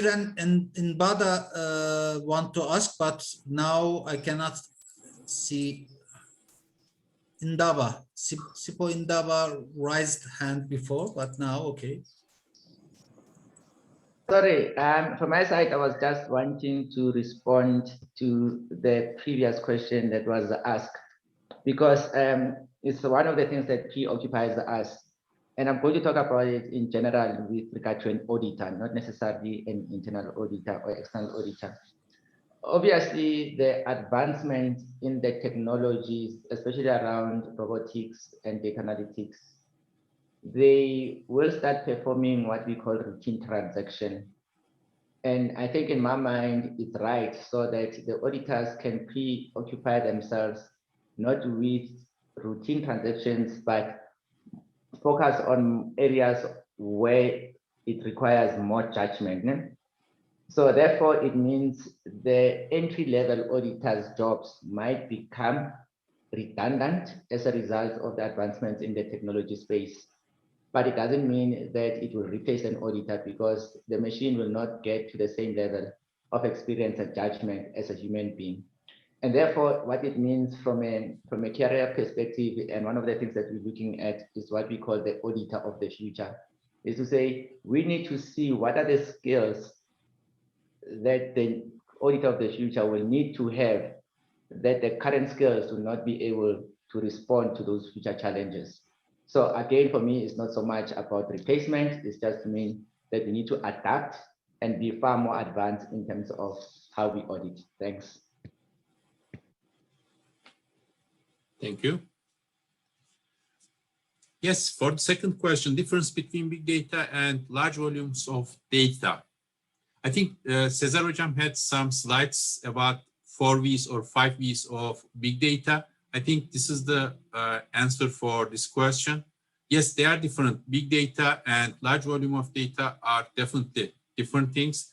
Big data has a lot of qualifications like volume, not only volume, but variety, veracity, velocity, and value.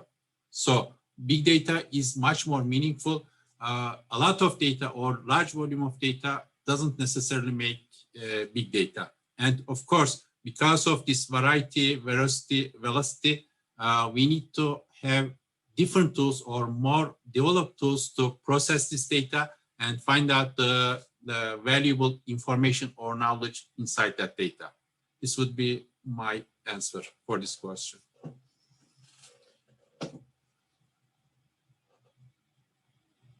Okay, any other contribution? Plane, please go ahead. Thank you. I just want to say thank you for that response. Okay. Good afternoon. My name is Pulane Mkhize, and I'm from South Africa, and I work for National Treasury as an auditor there. My question is mainly directed to Prof. Smith. And yes, you are worried as internal auditors. İş denetçi olarak endişelenmekte haklıyız.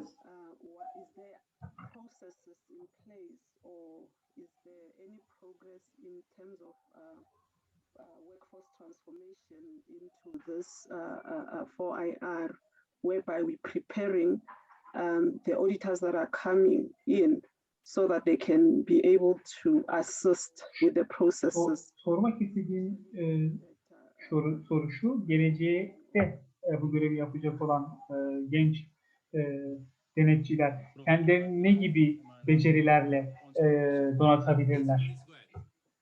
Bu gelecekte oluşabilecek durumlar için. Bu soru için teşekkür ediyorum. Burada beni spot ışığının altına koydun aynı zamanda.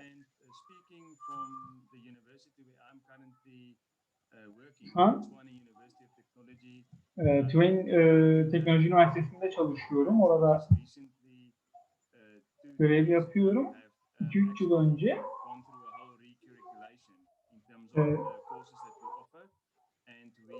yönetmelikleri inceledim ve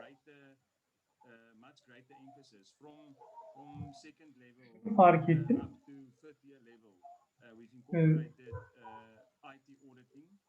Birçok seviyede bilişim sistemleriyle denetim sistemlerini birbirine entegre etmeye çalıştık. Ve bunlarla alakalı simülasyonlar ve birçok çalışmalar yaptık.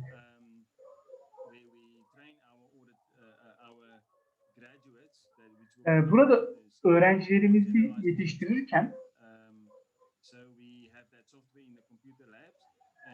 bilgisayar laboratuvarlarında o entegre edilmiş sistemlerle pratik yapabilecekleri, uygulama yapabilecekleri alanlar yaratmaya çalıştık. Bu noktada bizim tarafımızdan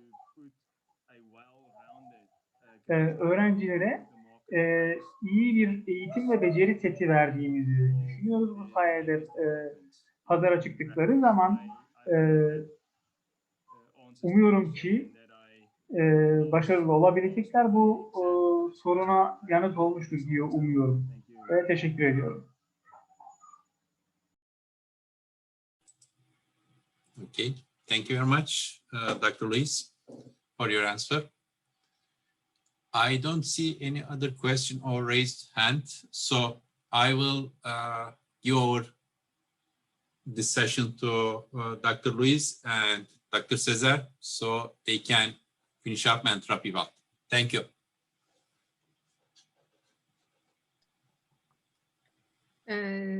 Dear Professor Erman COSKUN, so it's so good to come to the end without any problem. This is our, really a big objective, and we achieved as a team.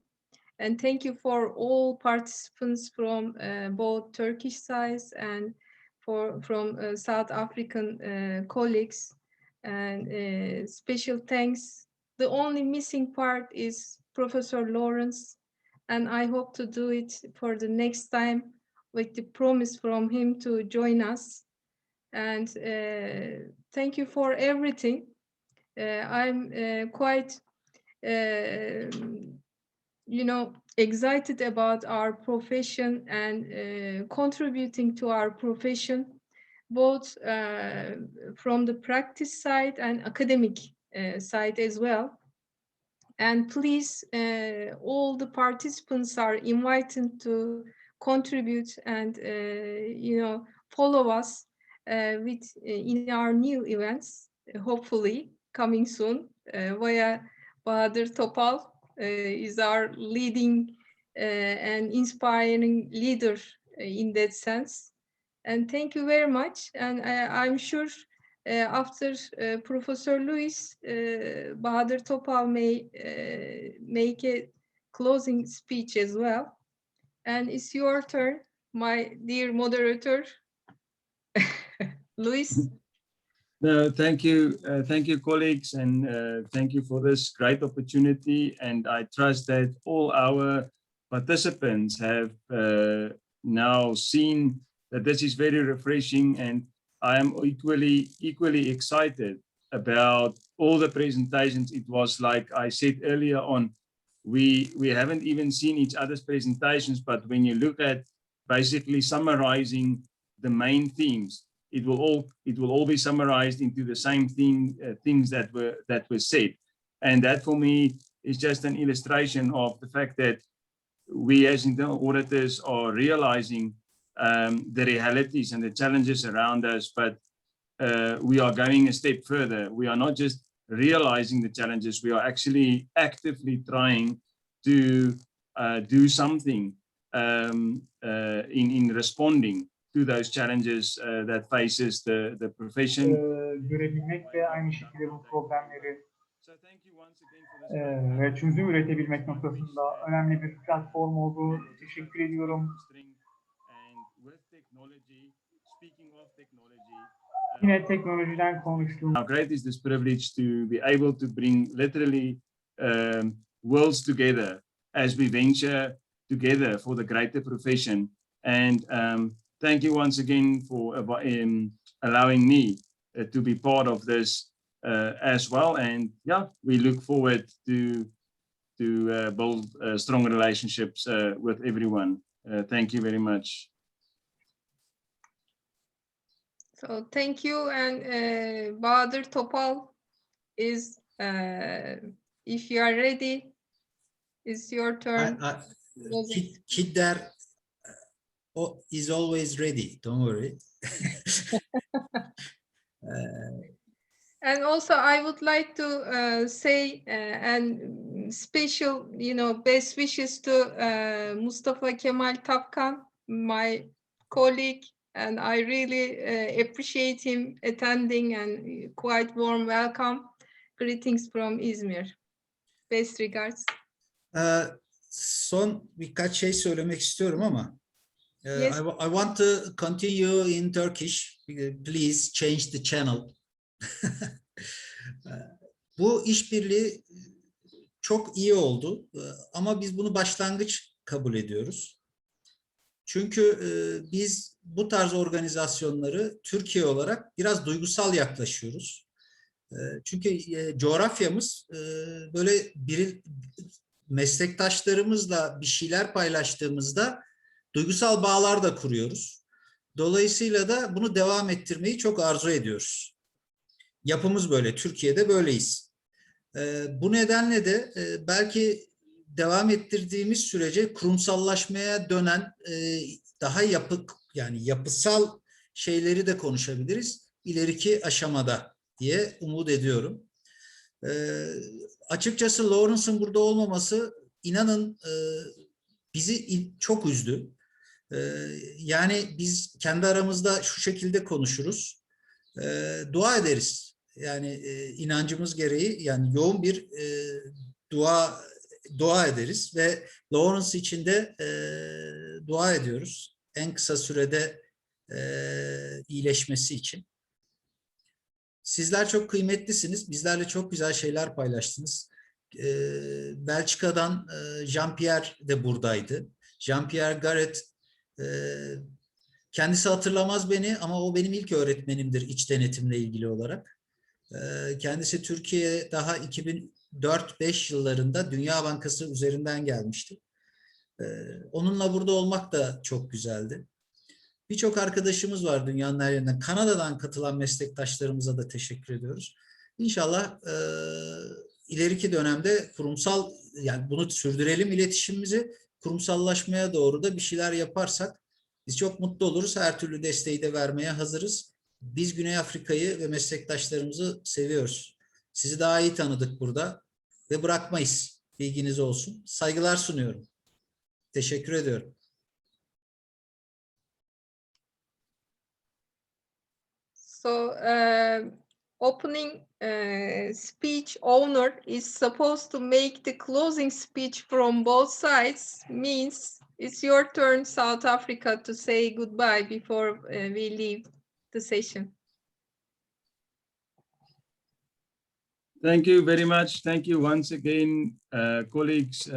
May you be blessed and take care amidst the virus that is amongst us globally. Take care, look after yourselves, and as we venture along, and until the next time we meet. Thank you very much. Thank you very much. Rasim Üstad, before we close, would you like to say something?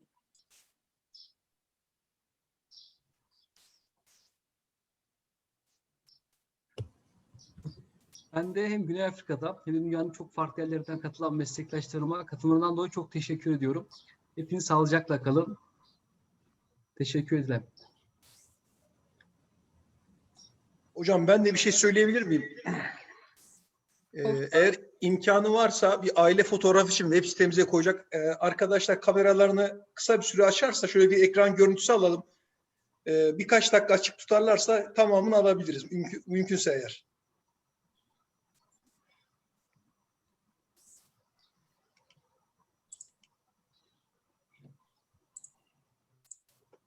Şöyle ben şu anda alıyorum ekran görüntülerini.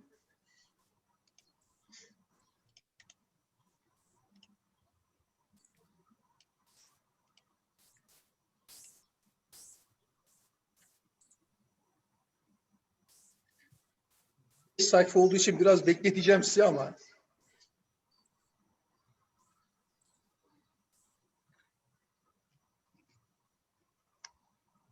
I see Ebru Üstad from here.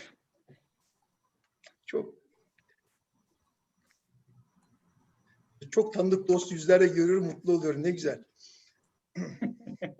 Bu arada Hok Chai Ong da burada. Hok Chai Ong Asya Kalkınma Bankası'ndaydı. Daha sonrasında oradan ayrıldı. Audit Non-Walls adlı bir organizasyon kurdu. Çok güzel çalışmalar yaptı. Kendisine teşekkür ediyoruz. Son bir sayfam kaldı müsaadenizle, hemen bitmek üzere.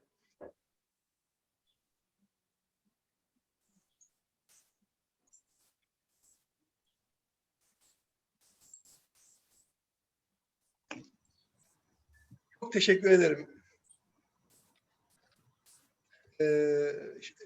Bizim şu anda event.KİDDER.org.tr adresinde, resmi adresinde bir foto galeri oluşturduk. O foto galeriden etkinliğe dair fotoğrafları da görebilirsiniz bu arada. Sezer Hocam, söz sizde. Simply, we will be sending you a thank you message from us for your full support. And also, we appreciate if you could just answer our survey to support our profession as well.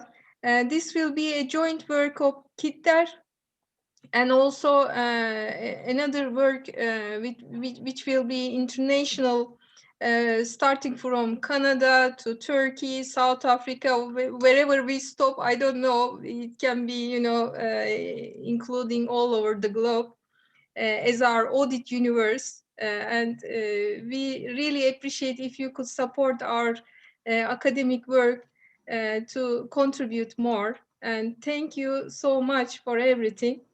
And Dr. Cem Çetin, one of our chief audit executives in Turkey, and quite experienced in our profession in Turkey. And just I realized that he raised his hand to contribute before we close. You may say something, Üstad. Yok, sadece tebrik için çırptım elimi. Evet, teşekkür Ahmet ederim hepinize. Çok sağ olun. Kebeli Üstad. Duyamıyorum.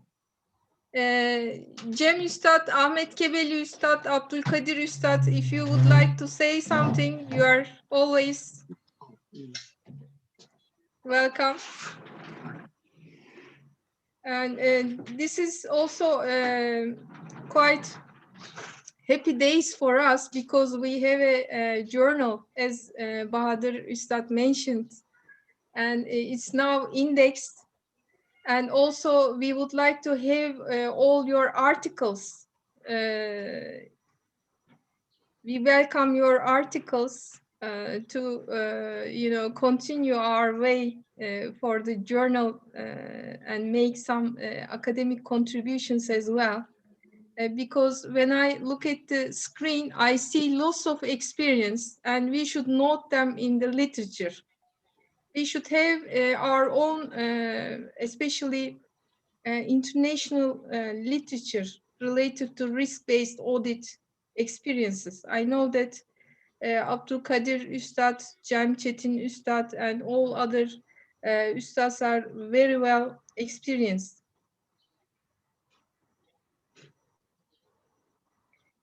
Any contributions before we say goodbye? Just a couple of words from my side, if just a few 2 minutes, because we really appreciate, you know, that.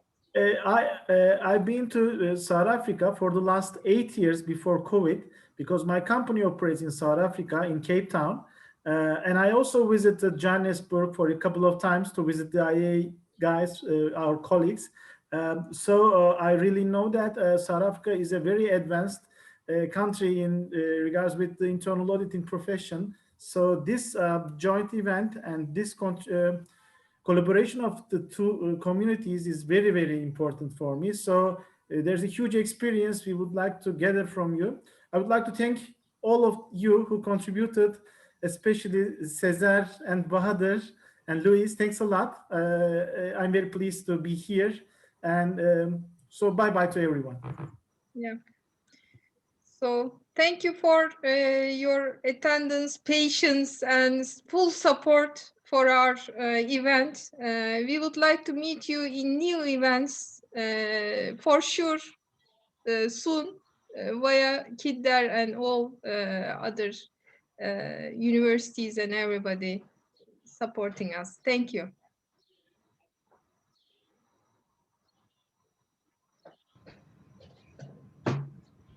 Bye-bye.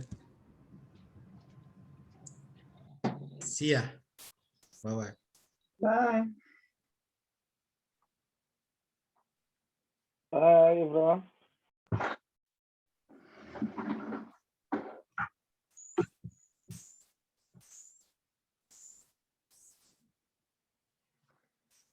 Bir hayali gerçekleştirmiş olduk üstadlarım.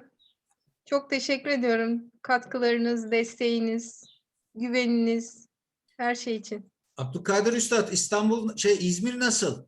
Sesinizi açabilirsiniz. Sesinizi açma yetkiniz var. Tamam. Çok teşekkür ederim. Çok iyi. İzmir güzel.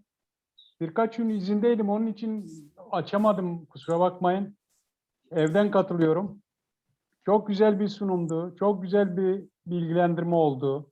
Yani hep böyle güzel şeyler görmek isteriz. Sezer hocama da çok teşekkürler. Rasim Bey'e, Hakan Bey'e, hepinize teşekkürler. Çok sağ Süleyman ol. Üstadım, duyuyor musun Süleyman Üstadım? Abdülkadir Üstadım teşekkür ediyoruz. Sağ olun, var olun. İnşallah en yakın zamanda ziyaretinize gelmek isterim üstadım. Sağ olun. Çok kıymetlisiniz bizim için. Sağ olun. Sizi de bekleriz her zaman. Biraz ters bir Hoşça kalın. köşedeyiz. Hoşça kalın. Thank you for everything. Thank you for... Tercümanlarımıza da teşekkür ediyoruz ayrıca. Tüm Evet. katılımcılara tekrar teşekkürler. Herkese selamlıyorum. Görüşmek üzere.